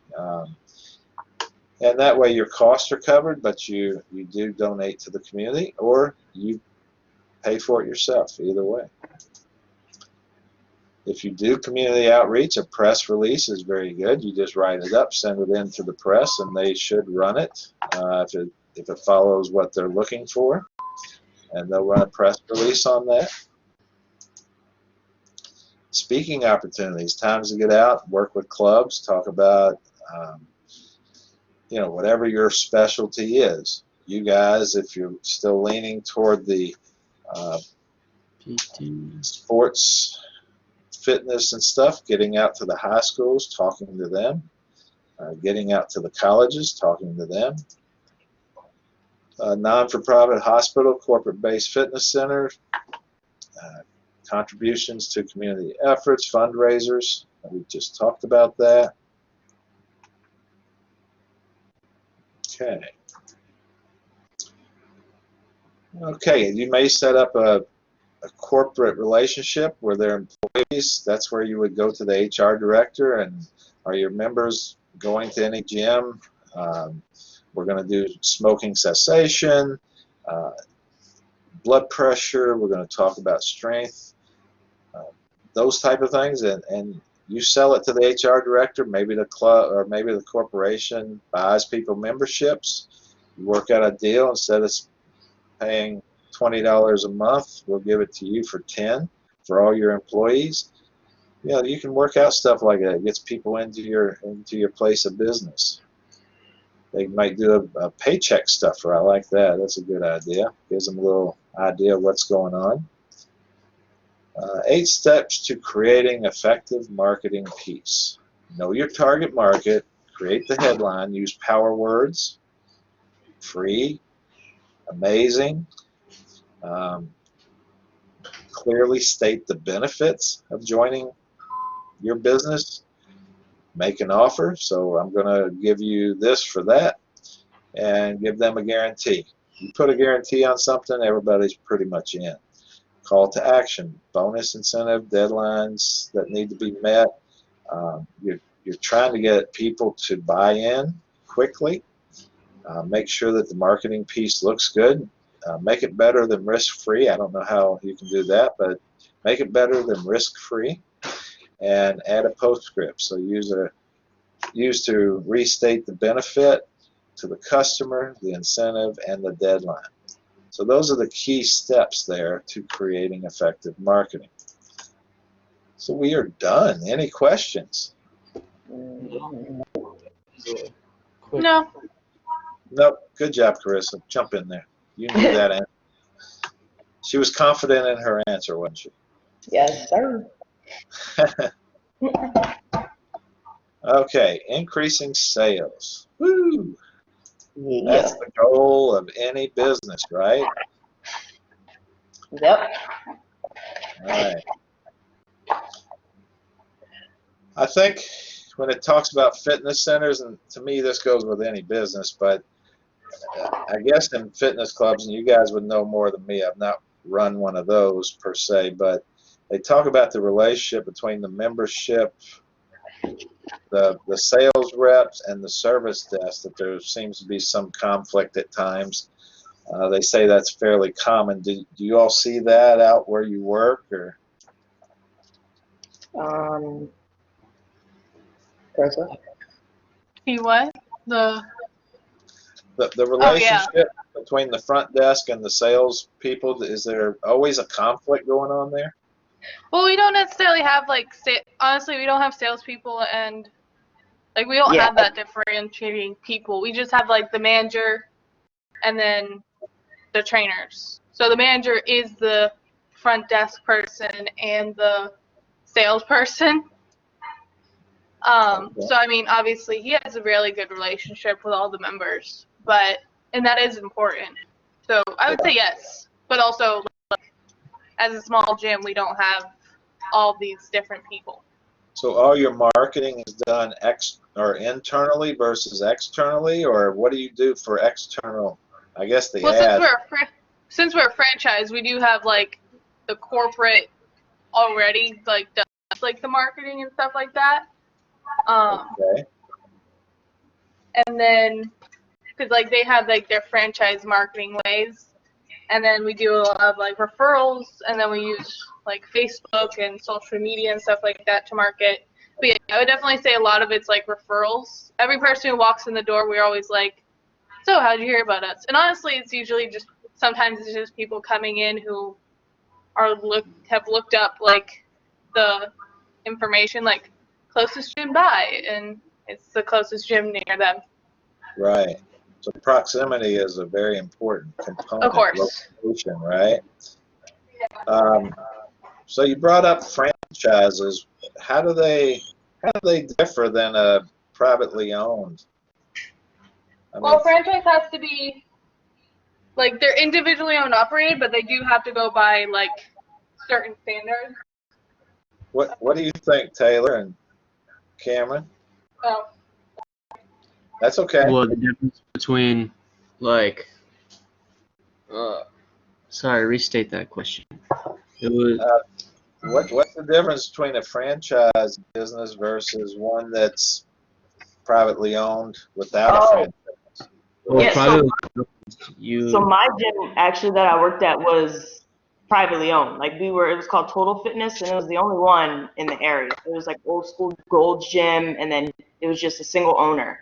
And then I've also been at gyms that like you go to LA Fitness and stuff like that, and theirs is just franchise. Like they have more marketing like capability, I would say. Well, I don't want to say capability, but they do a lot more marketing because you look at like LA Fitness and you go in their gym and you see that they have gyms all over the United States, like written on their wall, right? And then you go into my gym, Total Fitness, is like, oh, what is this?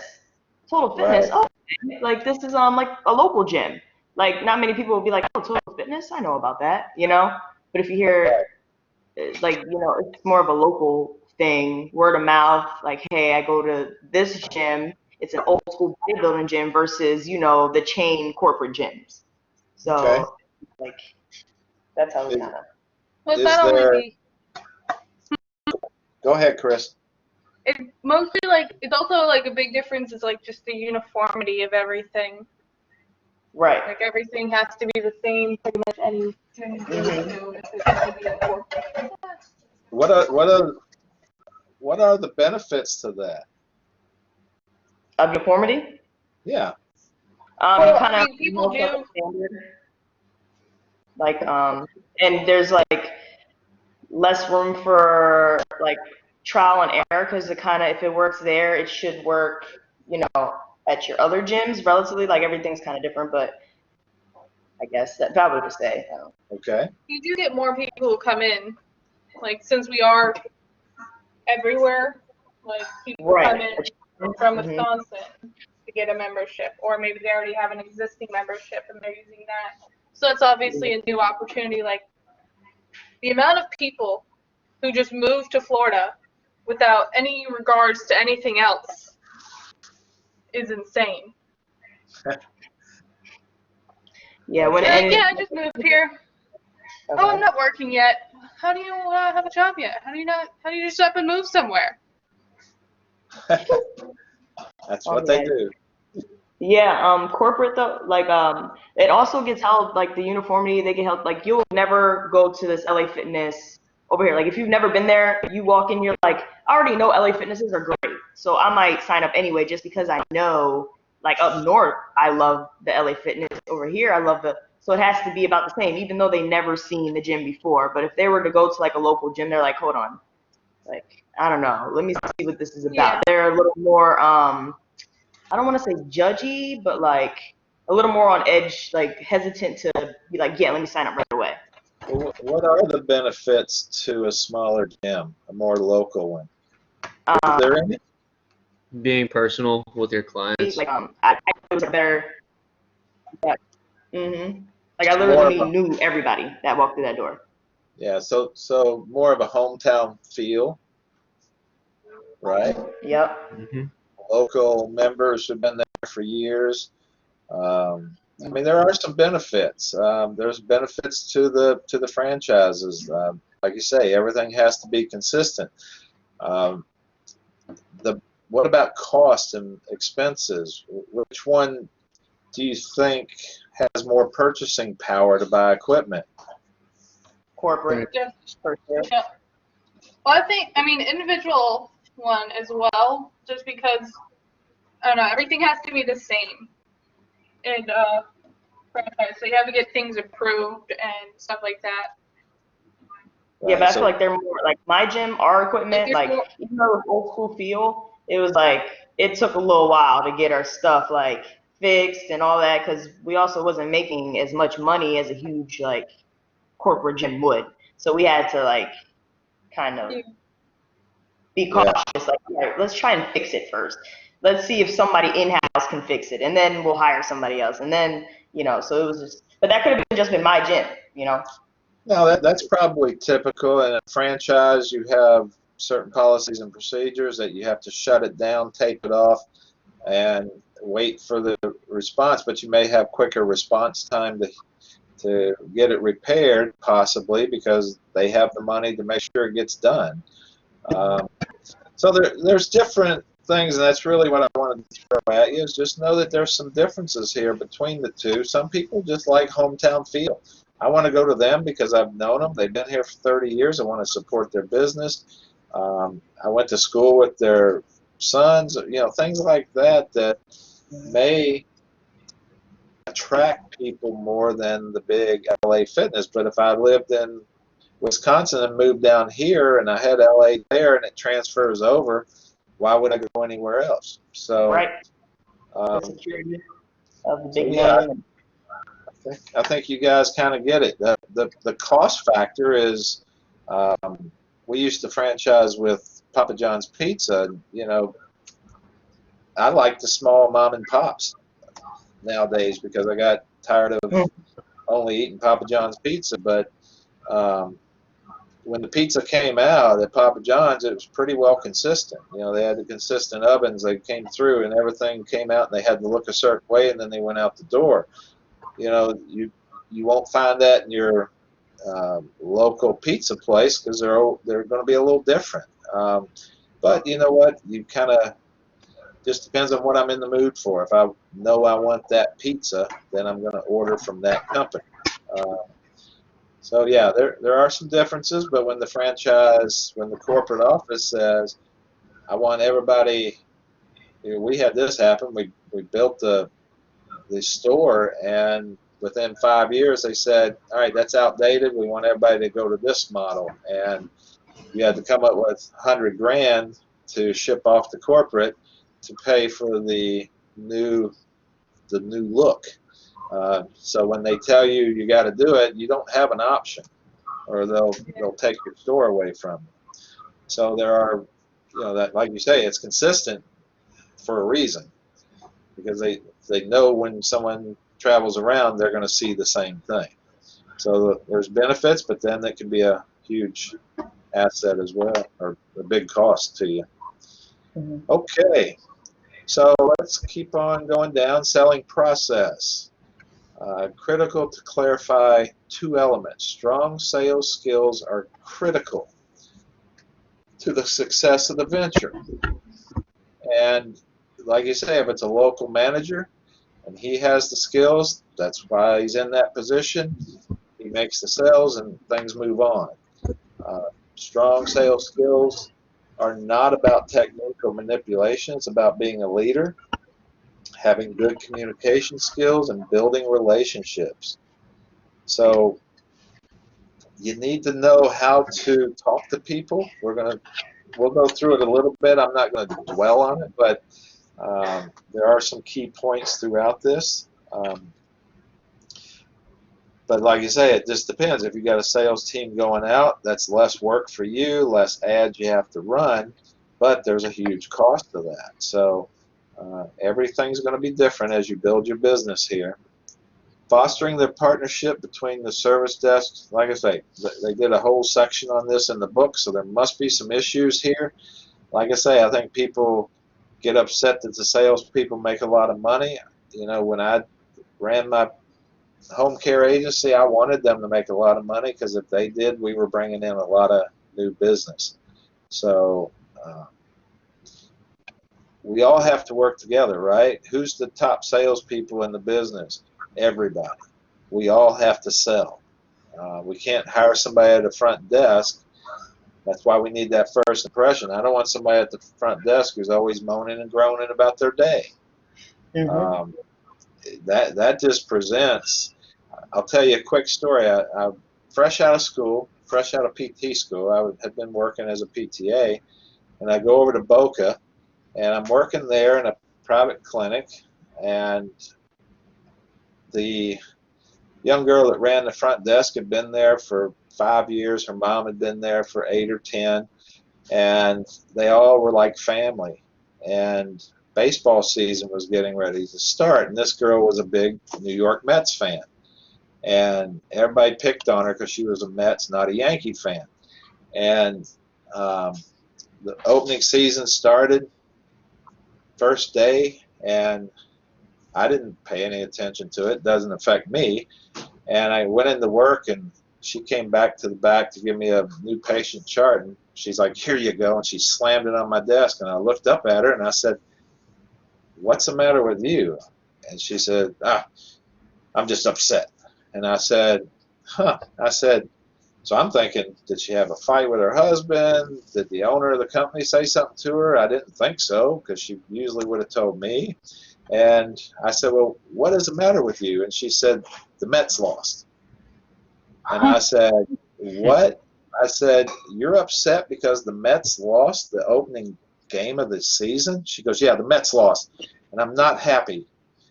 And I called her back and I said, we're going to have a discussion here. I said, they play 154 games. A good team will lose 50% of them. So if we're going to have 80-some days in here of you with a negative attitude, you might as well quit right now. And she looked up at me and I said, I am serious. I am not going to have you at the front desk with an attitude every day that the Mets lose. Because they suck. And yeah, and so she went on about her way. She picked up her game a bit, and the next day I watched to see how the Mets did, and they lost again. And she came into work with this smile on her face, and she was happy. But could you imagine a front desk with 80-some days coming up that she's gonna have that attitude? It was horrible, but I put a stop to it real quick. So it was sort of fun to see that it actually worked. Okay, so clubs lose business due to lack of partnership. So people pick up on the negative attitudes. They pick up on the fact that staff turnover is huge. I think Cameron and I were together on that one, and we were talking about turnover, how it can really affect your business. If I go in and I'm expecting to see Bob over here work with me today, and Bob's not here, and neither is Cindy over there, and it's like, whoa, what's going on? So people are very wise. They'll switch. They'll make a change. They'll leave. But we can't have that as a business. We want to retain our staff and make them happy. That's why they're part of the partnership. It's not just all about members. It's about everybody that you associate with. Solid partnerships are evident by a clear understanding of the roles. What is my role? I'm a membership salesperson. That's what I have to do. My job is to get it done. People bring them in the door. Now I have to complete the sale. We want to give accurate information. We don't lie. That's part of the ethical culture situation. Is I'm not going to tell them something that we don't do. And if I tell them something, that's what I plan to do.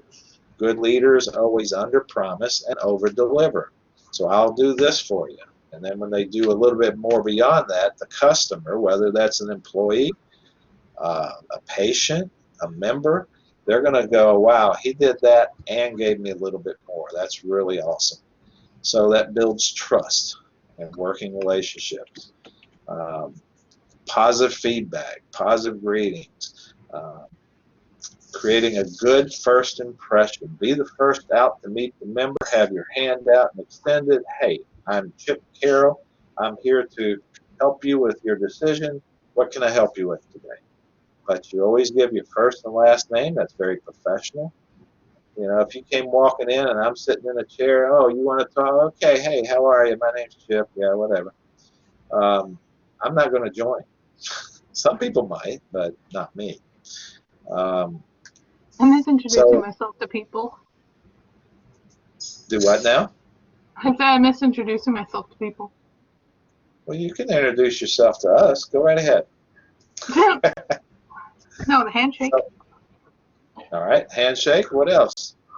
What other key things that you might do physically? Because we'll get into that at some point. Look him in the eyes. Strong handshake. Look him in his eye. My name is Mo. Nice to meet you. Like, what's your name? Like that. Awesome. And then you call them by their name, right? Yeah. But eye-to-eye contact. You'll see later as we go that the non-verbal cues are key to your success. Mm-hmm. If I'm standing there with my arms crossed, that puts up a little roadblock, right? So, or in your pockets, yeah. Yeah, exactly. So there's a lot of things we can learn, and we'll get to that in a little while. It may be Thursday when we do that. So strengthening those partnerships, that's why we want to have certain policies in place. If the guest card that the front desk fills out is incomplete, I, as the membership salesperson, am not happy, right? It doesn't give me a good feel because I can't do my job without all the information, or it wouldn't be on the form, or it shouldn't be on the form. If it's valuable enough to be put on that form, then I need to have it. Bad verbiage and greetings, and so all those things are inappropriate. That it just won't help you. Lack of knowledge. If I throw a new person out there without training to recruit this person, we may be in some trouble. We may not be. At some point, you got to release them, but you got to make sure they're trained and that they're presenting in the same fashion that you expect. Bad attitudes. We don't need that. So remember, I said earlier in the last session that we don't make bad hiring decisions, we make bad firing decisions. I am not one to terminate people, but it does happen. And when you sometimes look back at some of your old terminations that you did, you know you should have done it weeks earlier. So understand that the negative attitude will kill your business. Tools to strengthen partnerships, several tools. Communication. Communication is the key to anything. If I start something and don't tell anybody about it and it comes back around, it's horrible because I'm on one level and someone else is at a different level because I didn't communicate that out. Create incentives. What type of incentives would you consider to create partnerships and team memberships and stuff like that? How do I build those type of things? And relationship support. We as leaders have to understand, how do I make this happen? The incentive I gave that girl was straighten up and you'll keep your job. Otherwise, I'm letting you go for good reason. And sometimes that's enough. But I communicated that to her, and then we ended up with a great relationship. We never lost our relationship. She always knew that I could make that call and that the owner would back me up.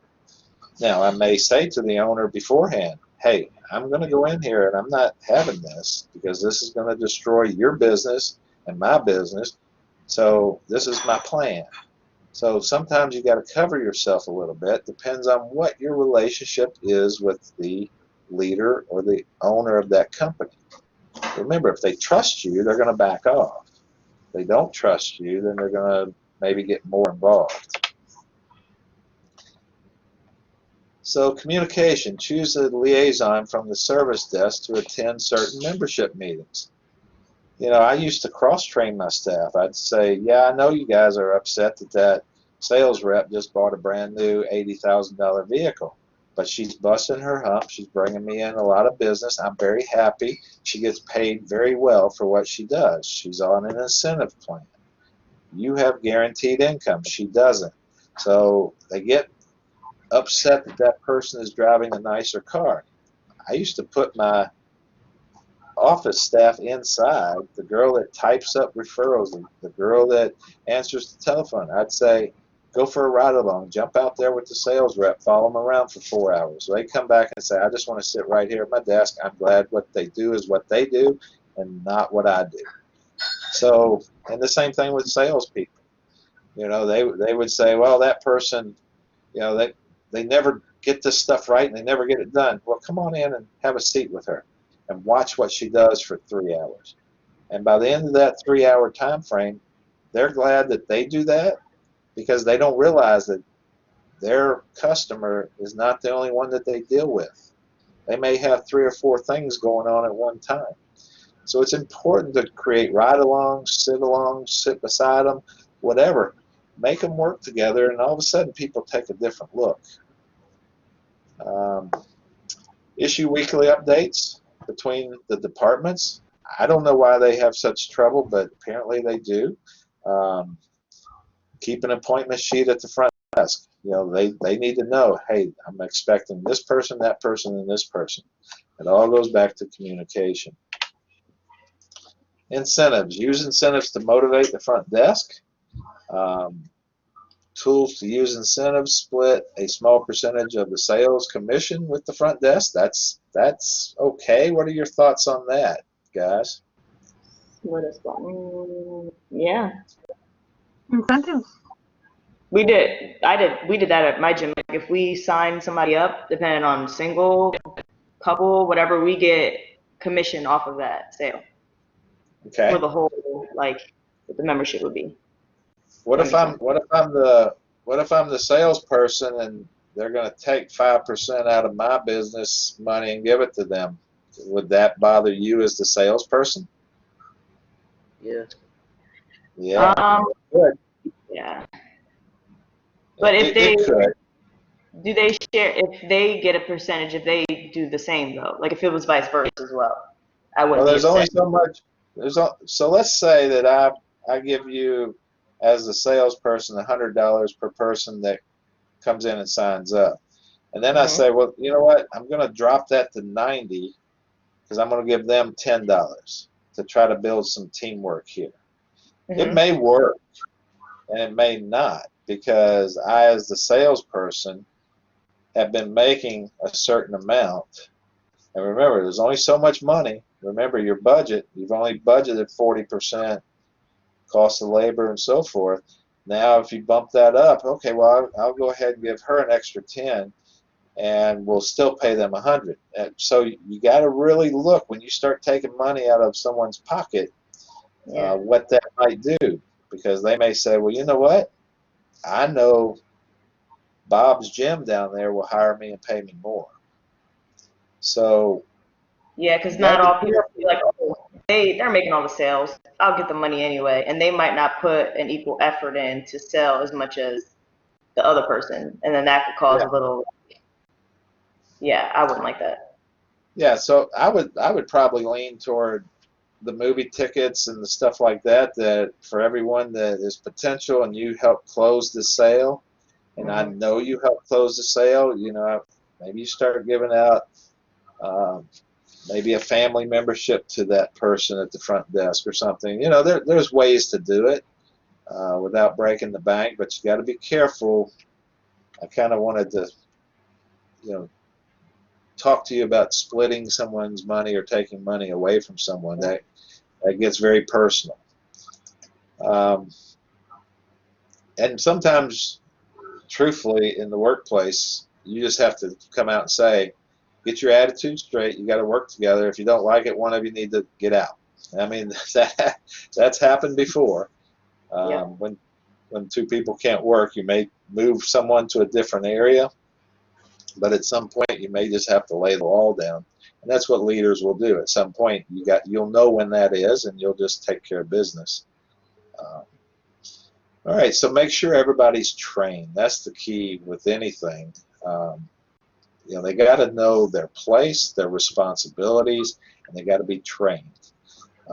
Incorporating membership training will build a better relationship with the service desk, with everybody. I mean, you can't throw people out, and that happens a lot in healthcare. Is you get so busy that you start the training, and it's like, okay, one day's plenty. Get them back, get them out into the field because we need them on the floor. That creates a lot of problems down the road because they're trying to learn policies and procedures as they're working, and that doesn't work sometimes. Recognize and reward all employees. Encourage teamwork. You got to be able to build a team. So guest cards, we talked about this a little bit already, but they need to be filled out. You keep it just precise to what you need. Here are the things that should be on a guest card. The characteristics should include user-friendly, 8x12, yeah.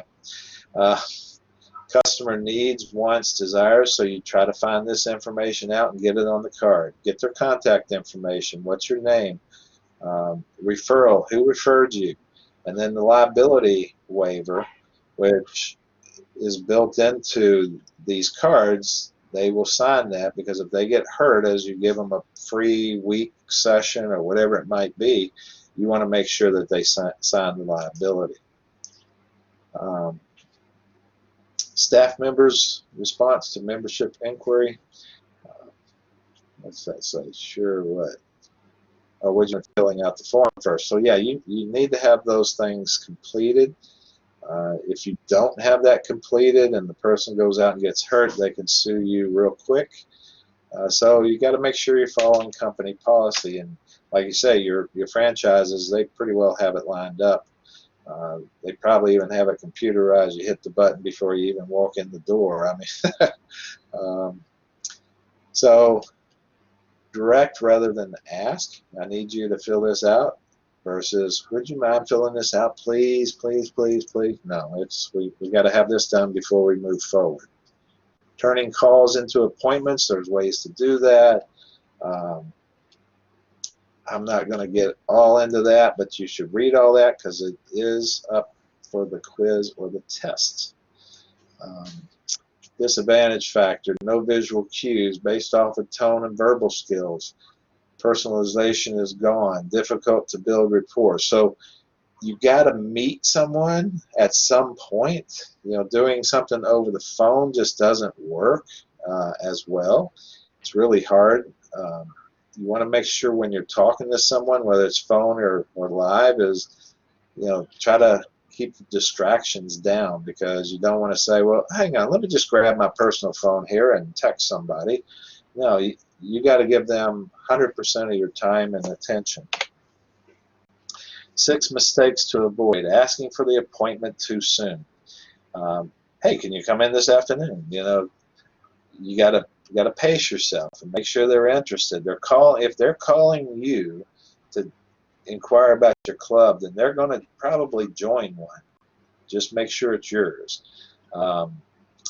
So asking for the caller's name and phone number too early.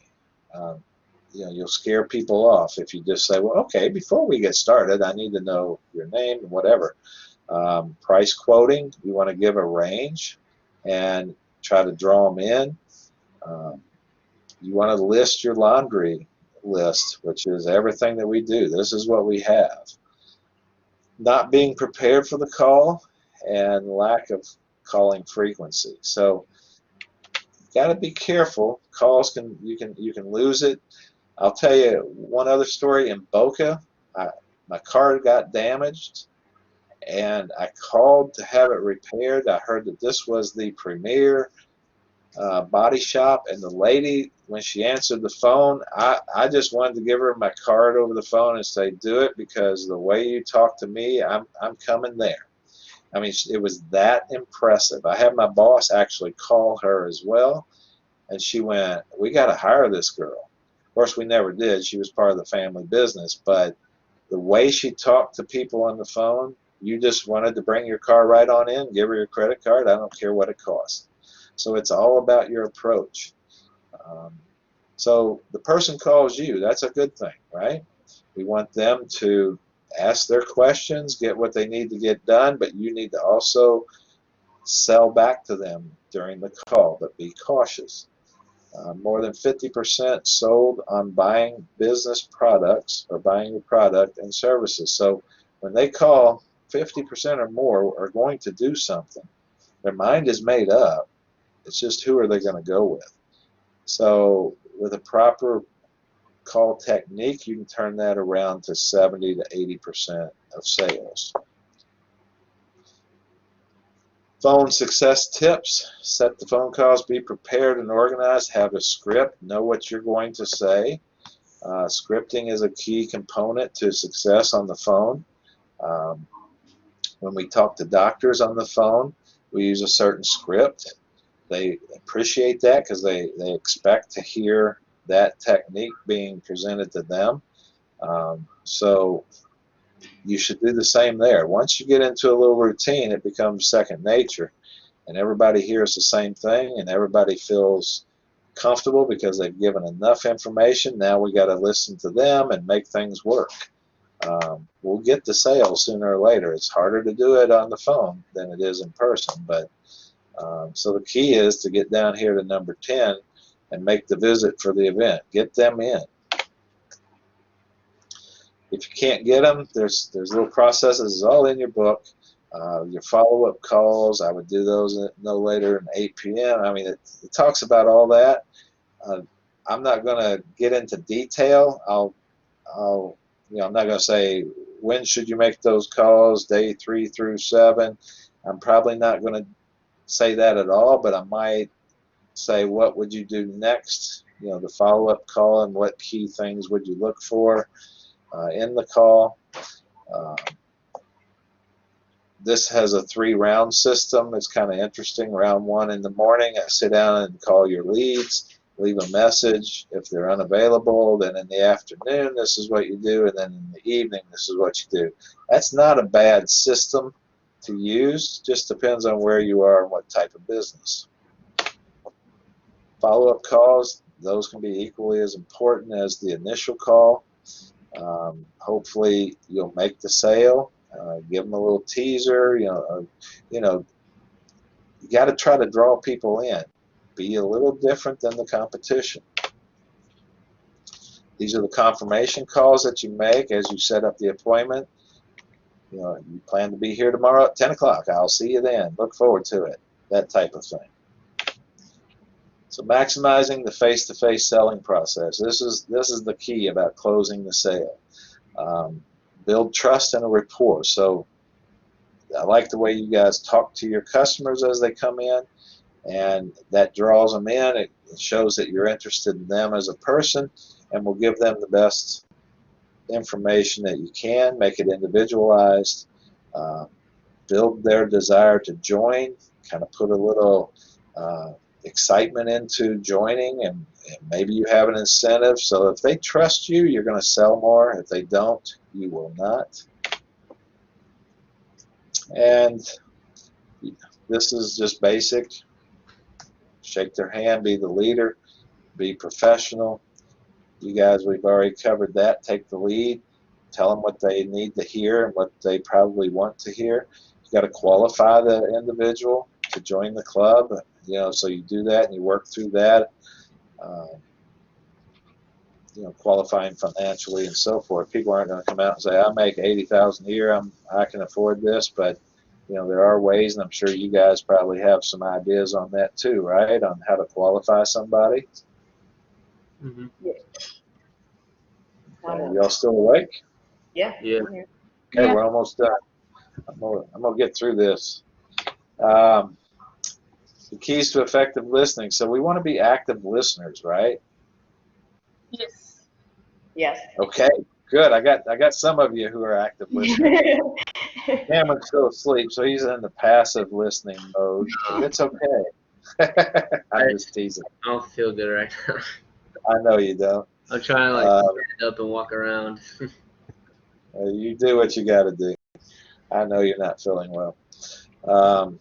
So you got to hear them. You got to interpret what they're saying, evaluate, and then respond. So all that's going through your head as you're talking to people.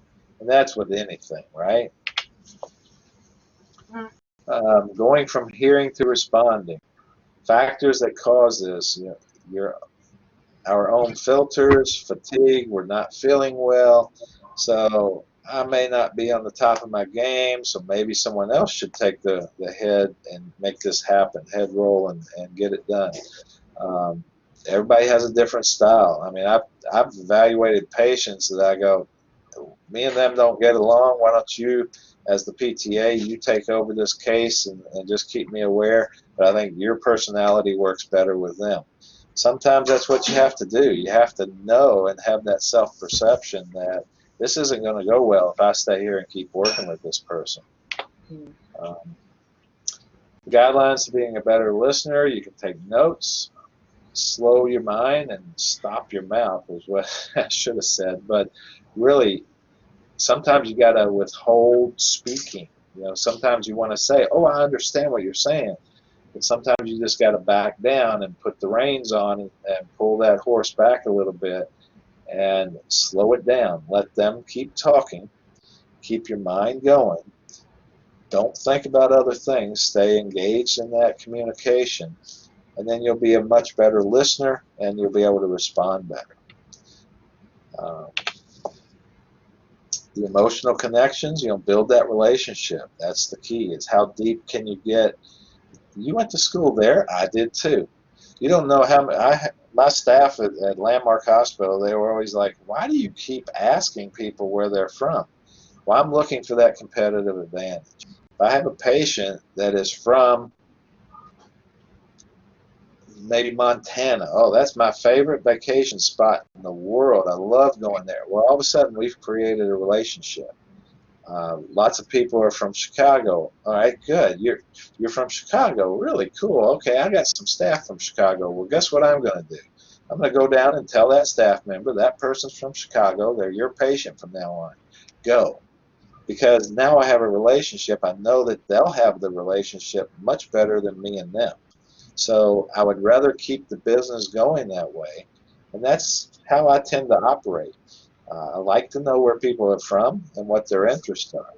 If someone's a photographer, hey, that's my patient because we're going to talk photography. You got to do what you got to do to make it work. It's about the sale for the company versus me personally. So if it works out better, someone else takes them, so be it. Okay, so if they don't join, the sales team thinks they lacked motivation. The person that doesn't really want to join a gym, they don't have the money. And on the other side of the picture, internally, then they go, well, maybe I wasn't prepared properly. Maybe I didn't ask the right questions. Maybe I talked too much. Maybe I didn't create the value that they needed to understand the value of this gym versus that gym. So there's ways to look at it. Build that trust and that relationship. That's what I found works the best. I don't do inappropriate things. Don't have a horrible appearance. Your demeanor has to be professional. It really depends on the setting. If you're hiring somebody to work in a tattoo parlor, maybe I want that rough, tough, look and with an attitude, because people might like that and draw them to that better versus somebody in a suit. So types of businesses, that makes a difference. I can't even say that, trust must, but it's there. Eye contact, talk to them on their level. You always have to adjust if you're talking to a doctor versus talking to a therapist versus talking to a patient. You have to adjust your level of communication and how you present things. Maintain your composure at all times. They may say, well, you killed Uncle Joe. He was here 3 years ago. Well, I'm really sorry about that. I wasn't here, but I can get the CEO to come talk to you because I'm really upset that we did kill Uncle Joe. Well, maybe Uncle Joe didn't die here, or maybe didn't die because of us. It was just one of those things. But you show the empathy, and you'll get someone else to come in and talk to the person. Tips for the rest of the way. By understanding what motivates the prospective member, you can build urgency and help them visualize future results by becoming a club member. You really want to get that person to commit to whatever that is in the club early, so the rest of the tour that you're doing is just fun. Hey, I want you to meet this person. I want you to meet that person. You'll be seeing them when you set up your first thing. So you try to get the sale done early. Just don't push it, but you'll work on your timing for that. Performing the needs assessment and qualifying the person, create the urgency, all that stuff is right there. That's very valuable information. Understand where the member's coming from. You can't do that if you're not listening, right? What if the form's not filled out when you get it? Now you're just sitting there the whole time being stressed and mad at the person at the front desk when they should have had that filled out. Now I'm really upset. Well, the sales process is not going to go well. So you got to let that go, fill in what you need to, then come back and double back and say, I need this because that was a valuable piece of information that we left out. Make it into a learning experience.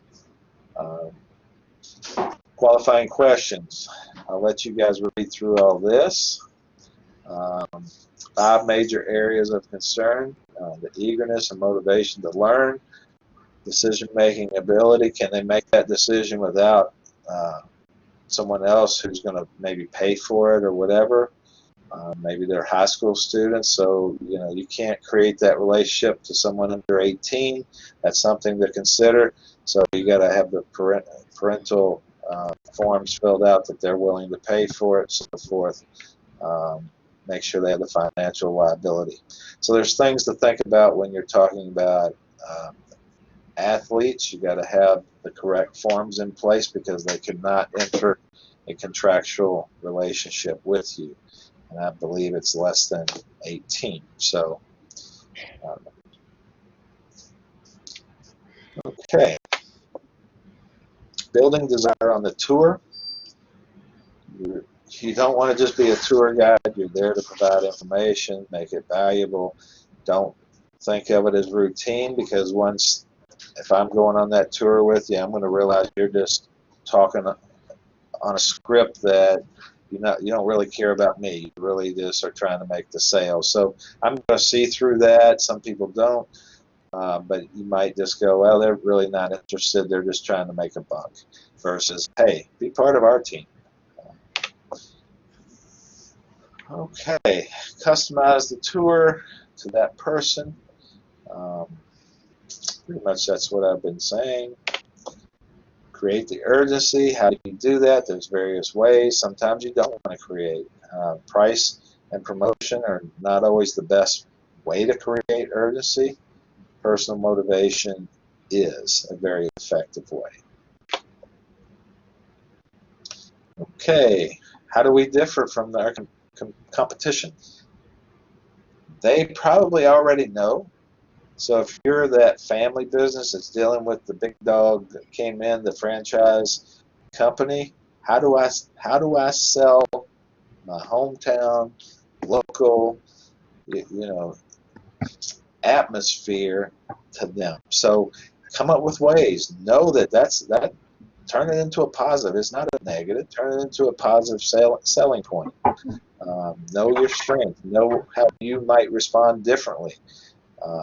Our staff has been here consistently. 90% of the people you see in here have been here for 3 years.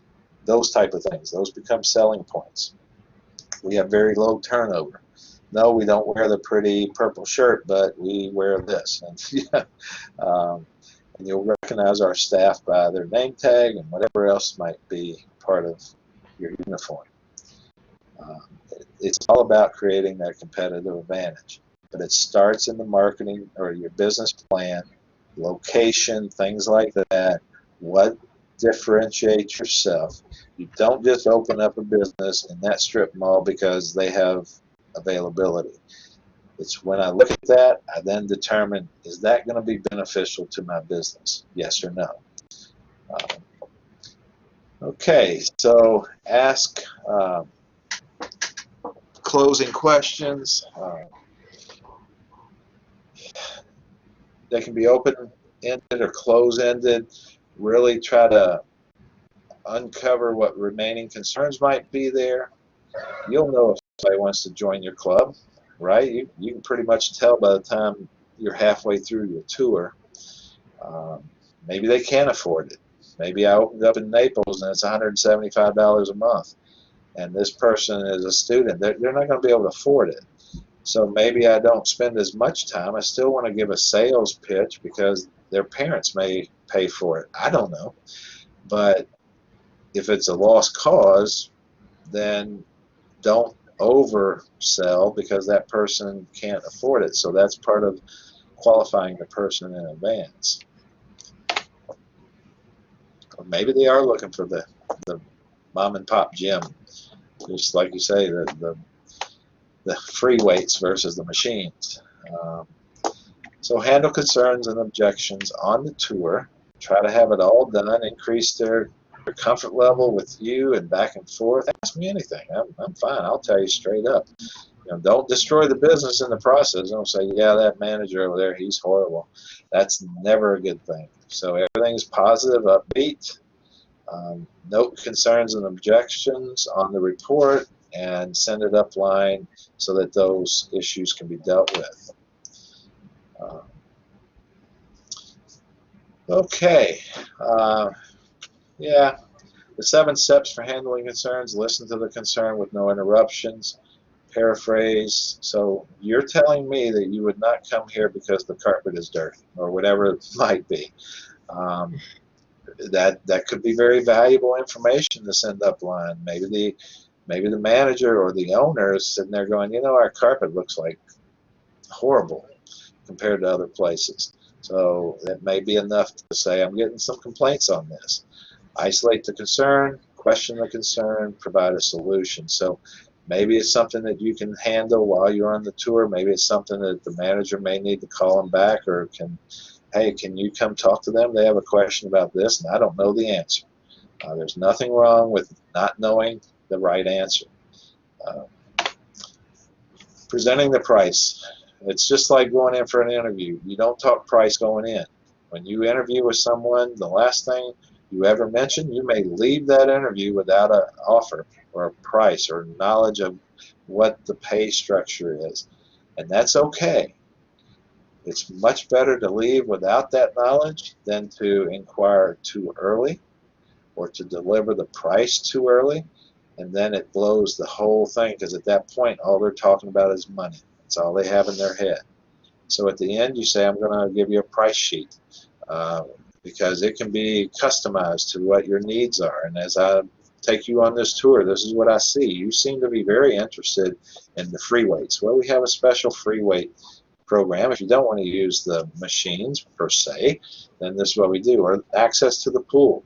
Sometimes you put so much out there, people are going, I'm never going to use it, so why would I go there? It costs too much money to pay for other people to swim in a pool that I'm never going to get in. So there's things to look at, and like I say, that's the last thing toward the end that you bring up is the price.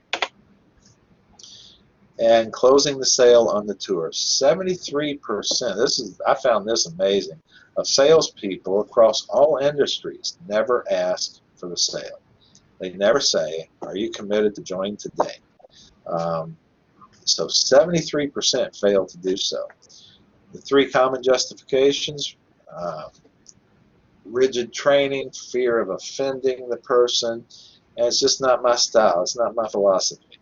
Well, at some point, someone's got to ask, are you willing to make the deal? What can I do to get you in this car today? I mean, they do it a lot, don't they? Car salesmen have no fear. No, they don't. So that's why I was surprised about the 73%. That seems awful high, Yeah. considering there's so many car salesmen out there, right? Yeah. So benefits the closing on the tour is it relieves their pressure. They can think about what they're going to do in the club, what their interests are. It just speeds the whole process up. The presentation becomes more conversationalist versus, very strict. You kind of lighten up just a hair, and so do they. So it may create the differentiation between your club and the competitors. It just makes the whole process smoother. But I still can't believe that 73% number, but it's there, so don't forget it. It's a good number maybe to remember. Maybe not. Okay, any questions? No. So we covered a lot. I mean, even though it was just 2 chapters, there was a lot there. Do you guys have any questions about today, about the quiz? I will send those out to you when I'm done here. And what about your business plan? How are we progressing with that? Yesterday we went over marketing and who's doing what role. Like, Chris is doing PowerPoint, Cam's doing the APA, and the manager facilitator. We went over. Go over that with me again. Who's doing the PowerPoint? Carissa is PowerPoint. Cam is APA paper, and then I'm the facilitator kind of thing. I mean, we're all going to be helping each other, obviously, but that's just like. Okay, good. We went over. Oh, go ahead. Sorry. No, you go ahead. I'll come back. Okay. We went over like business names. We have one that's kind of like our top. We were thinking, calling it the bar, and have like some marketing things would be like happy hour drinks, but at our like shake bar, quote unquote happy hour. And I don't know, it's just like catchy, but also it's like if people go and work out. So that's like a top choice. I don't know if we made it like certain, but we were all kind of Yeah. like in that. The bar is in like a barbell, you know, something like that. I got you. Could that Pretty be cool. misleading to the public? Oh, for sure. For sure. Yeah, a little bit. And then if we have kids involved, maybe. Huh? Yeah, That a little bit. yeah. I don't know. My kids are going. My Yeah. kids going to the bar, right? I think it'd be really popular for high schoolers. I think high schoolers would love to just mess around, say like, "Oh yeah, man, I went to the bar, just signed up," and then All like right. you know how high schoolers are. I think it'd be really easy to get a lot of them in there. Well, I would. I like it. I like your thoughts. But if I'm a parent and I'm writing a check to the bar, I don't know. I mean, think about it. Make sure if you do that that you have it.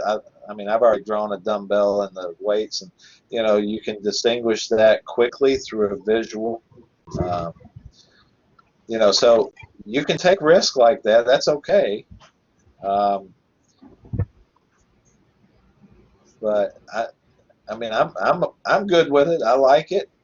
I'm just thinking there may be people who don't, but maybe they're not your customer. So think about your customer as you process this more than just a cool name. Yeah. Because I do like the name. I think it's, of course, it could be the bar for legal, attorneys. Go take the bar exam. Yeah. Well, our main population that we're going for are like high school athletes and college athletes, and then we'll have some general population also. Okay, good. All right, are you getting some of the sections completed? I'm just having trouble. Like I've been comparing prices and stuff like that for memberships and for training packages and nutrition plan packages.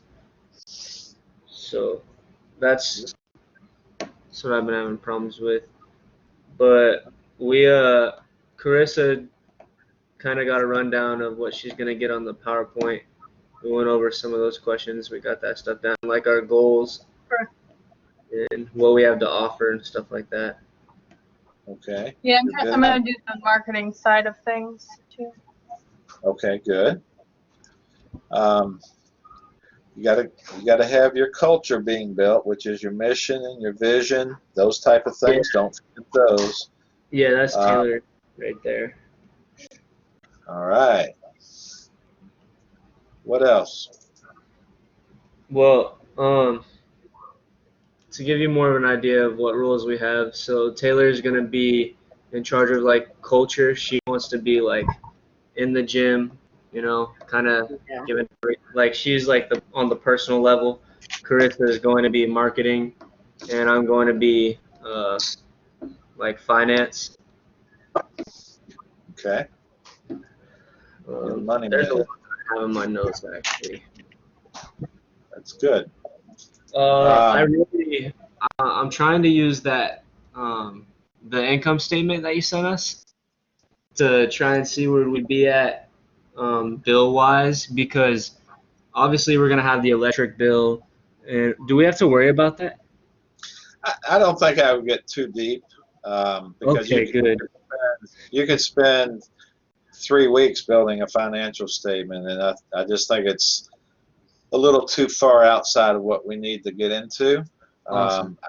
I would rather you maybe more of an overview and say the equipment costs are going to be this, the initial startup of 3 employees, which are you guys, at 50,000 a year or whatever it might be. Yeah. In 6 months, we would need. I sort of like that break-even stuff, especially when you're talking about a startup.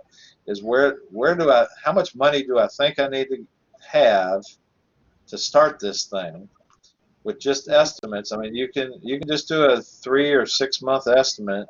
That's fine with me. Rent at X number of dollars, initial cost for equipment, initial cost for uniforms, just the big stuff. And say it's going to cost us $280,000 to get us 6 months down the road, or maybe a year. I don't know what it's going to be, but give me an idea, pick a time frame, and say within 3 months we're going to need to have this. Typically, I would probably look out 6 months down the road with a startup, because that gives you more room for error. And remember, I said always err on the side that if I say 50,000, well, we know it's going to be about 60,000 per employee because of benefits and those type of things, insurance. So just kind of ballpark it, but just explain it in very good detail as if someone else. I mean, they may want a financial statement, and if it was a real business and you were more aware of it, then I would definitely say do it. But right now, we only have 4 weeks, so now we're down to 3. So I would cut this down and just say mainly your high costs are your rent, your liability insurance, just kind of estimate that, and labor costs, right? Okay. Yeah. Labor costs are your biggest in pretty well all businesses, right? Mm-hmm. And you recognize that because they're the first to be let go. You got to cut costs somewhere, and you can't sell the equipment back. And if you did, you would only get 30 cents on the dollar. So maybe that's what you do: is you buy equipment that's 30 cents on the dollar, which would have cost us 50 grand. Now is only going to cost us 20. Those type of things. Those are decisions you have to make because we are new and we have limited funding. We're all going to pitch in $20,000 cash, and then the bank hopefully will give me, say, 20%. So $60,000, 20%. So maybe I can get 250 grand from a bank if I'm willing to put up 60 grand. So now I have $310,000 to get me this far. Does that make sense? Yeah, that makes perfect sense. Yeah.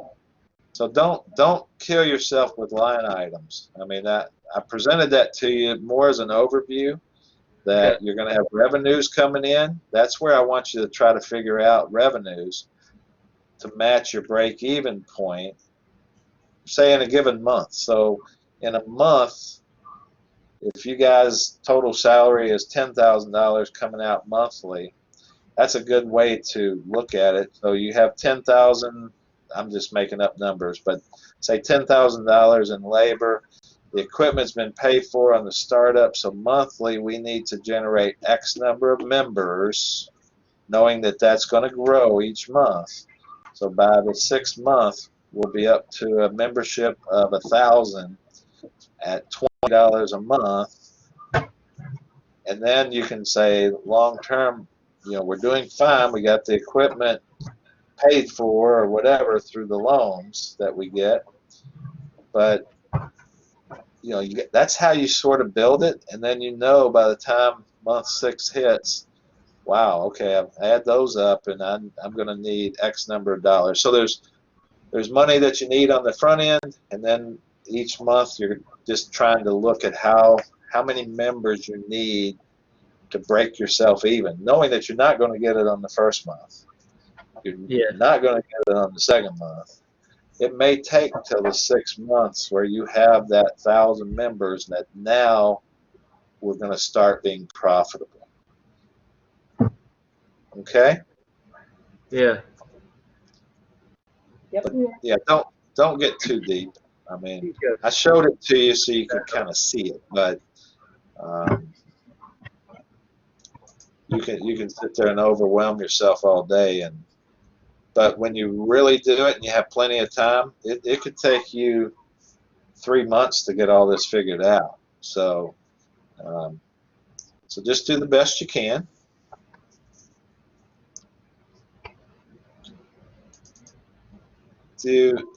But you guys have the spreadsheet or the Word document for the business project, right? Yeah. Mm-hmm. Okay. And that's really good to use to work your way down. Has anybody gone into SCORE to look at anything else that they have, resource-wise? Wait, what? SCORE, which is the company that gave you PowerPoint number, business plan PowerPoint. I seen the Oh, PowerPoint on the site though. I haven't went on the actual site yet. That's okay. I mean, you don't have to. There's enough information in that template to keep you busy for a while, right? For sure. Just a little. But yeah, this template is really good. It really gives you any and everything that you need. So I would just use this form, put a date up here. So we really need to get this done. I mean, the goal in the syllabus is to have this completed and ready for presentation, PowerPoint-wise, by Tuesday of the last week, and then the written component can be due by noon on Thursday. I can play around a little bit with this, but if we can at least get the PowerPoint that kind of goes with it, so that you guys can do the PowerPoint, I'll schedule the other professors to join in on that day, and you guys give your presentation. Okay. Okay? So you would have to get it to me so I can upload it and have it ready to Rumble. Or I could share the screen, and I haven't done that before, but maybe we'll practice that one day as how to. But if I send it to one of you, well, I can send it to one, and that person becomes the moderator for that project. So maybe we'll practice that, or you can just send it to me and say, go ahead and flip the screen or flip the PowerPoint. Either way. But I'm not as worried about that. But you got everything you need here, right? Yes, sir. I'm not as worried about the table of contents, so if you can't make that work, don't worry about that. And then as you build these little components, know that the executive summary is the last thing you do. And that was part of that other quiz. The executive solution is what I put on there, so I threw you off a little bit. But on the business plan, I put executive solution. That was not the answer. I mean, that was the answer, I believe, but it's called the executive summary. It is the most important component, and some of you got that wrong because you're right. Yes, it is the most important, but you always do that last, after you've already built all the other components. So as you build all these things together, you go and you summarize it for the executive summary. Okay? Okay. All right. What else do you have? Do you need me for anything? Are we good? I think we're good. Yeah. Okay, so what I'm going to do is I got your other test grades. I'll send you the scanned quiz so that you have it. And then I'm going to send you have this score, so you'll know exactly what that is, but then I'll send you each an email with the adjustment from the group session that we did on the quiz. Okay? Okay. So all your scores will go a little higher. I don't know what that is until I put it in the spreadsheet. And I may give you more credit on this one or more ability to bump your score than I might in future quizzes because you haven't had a quiz with me, but I'll leave that open to me and what I want to do just because I can. I'm just kidding. Okay, guys. Well, good job today. We got a lot done. Thursday, we started at 8 o'clock on the nose. We'll be able to jump right in, get the two PowerPoints done. I don't think they're as long as those. One of them is long and the other one I think is shorter. We'll be able to jump right in, have any questions you have for me, and I'll be glad to answer, and we'll move along as quick as we can. But good job today. All right. Thank you. I'm Thank you. just glad we woke up Carissa today We're doing good. We're doing good. I was Good. worried about you guys. I'm like, oh, please be awake. Come on, let's go. All right. Well, no Alright. quiz on Thursday, so I'll see you at 8 o'clock. Cool. Okay. Okay. See ya. See ya. All right. Thank you all. Bye-bye. Bye. Bye.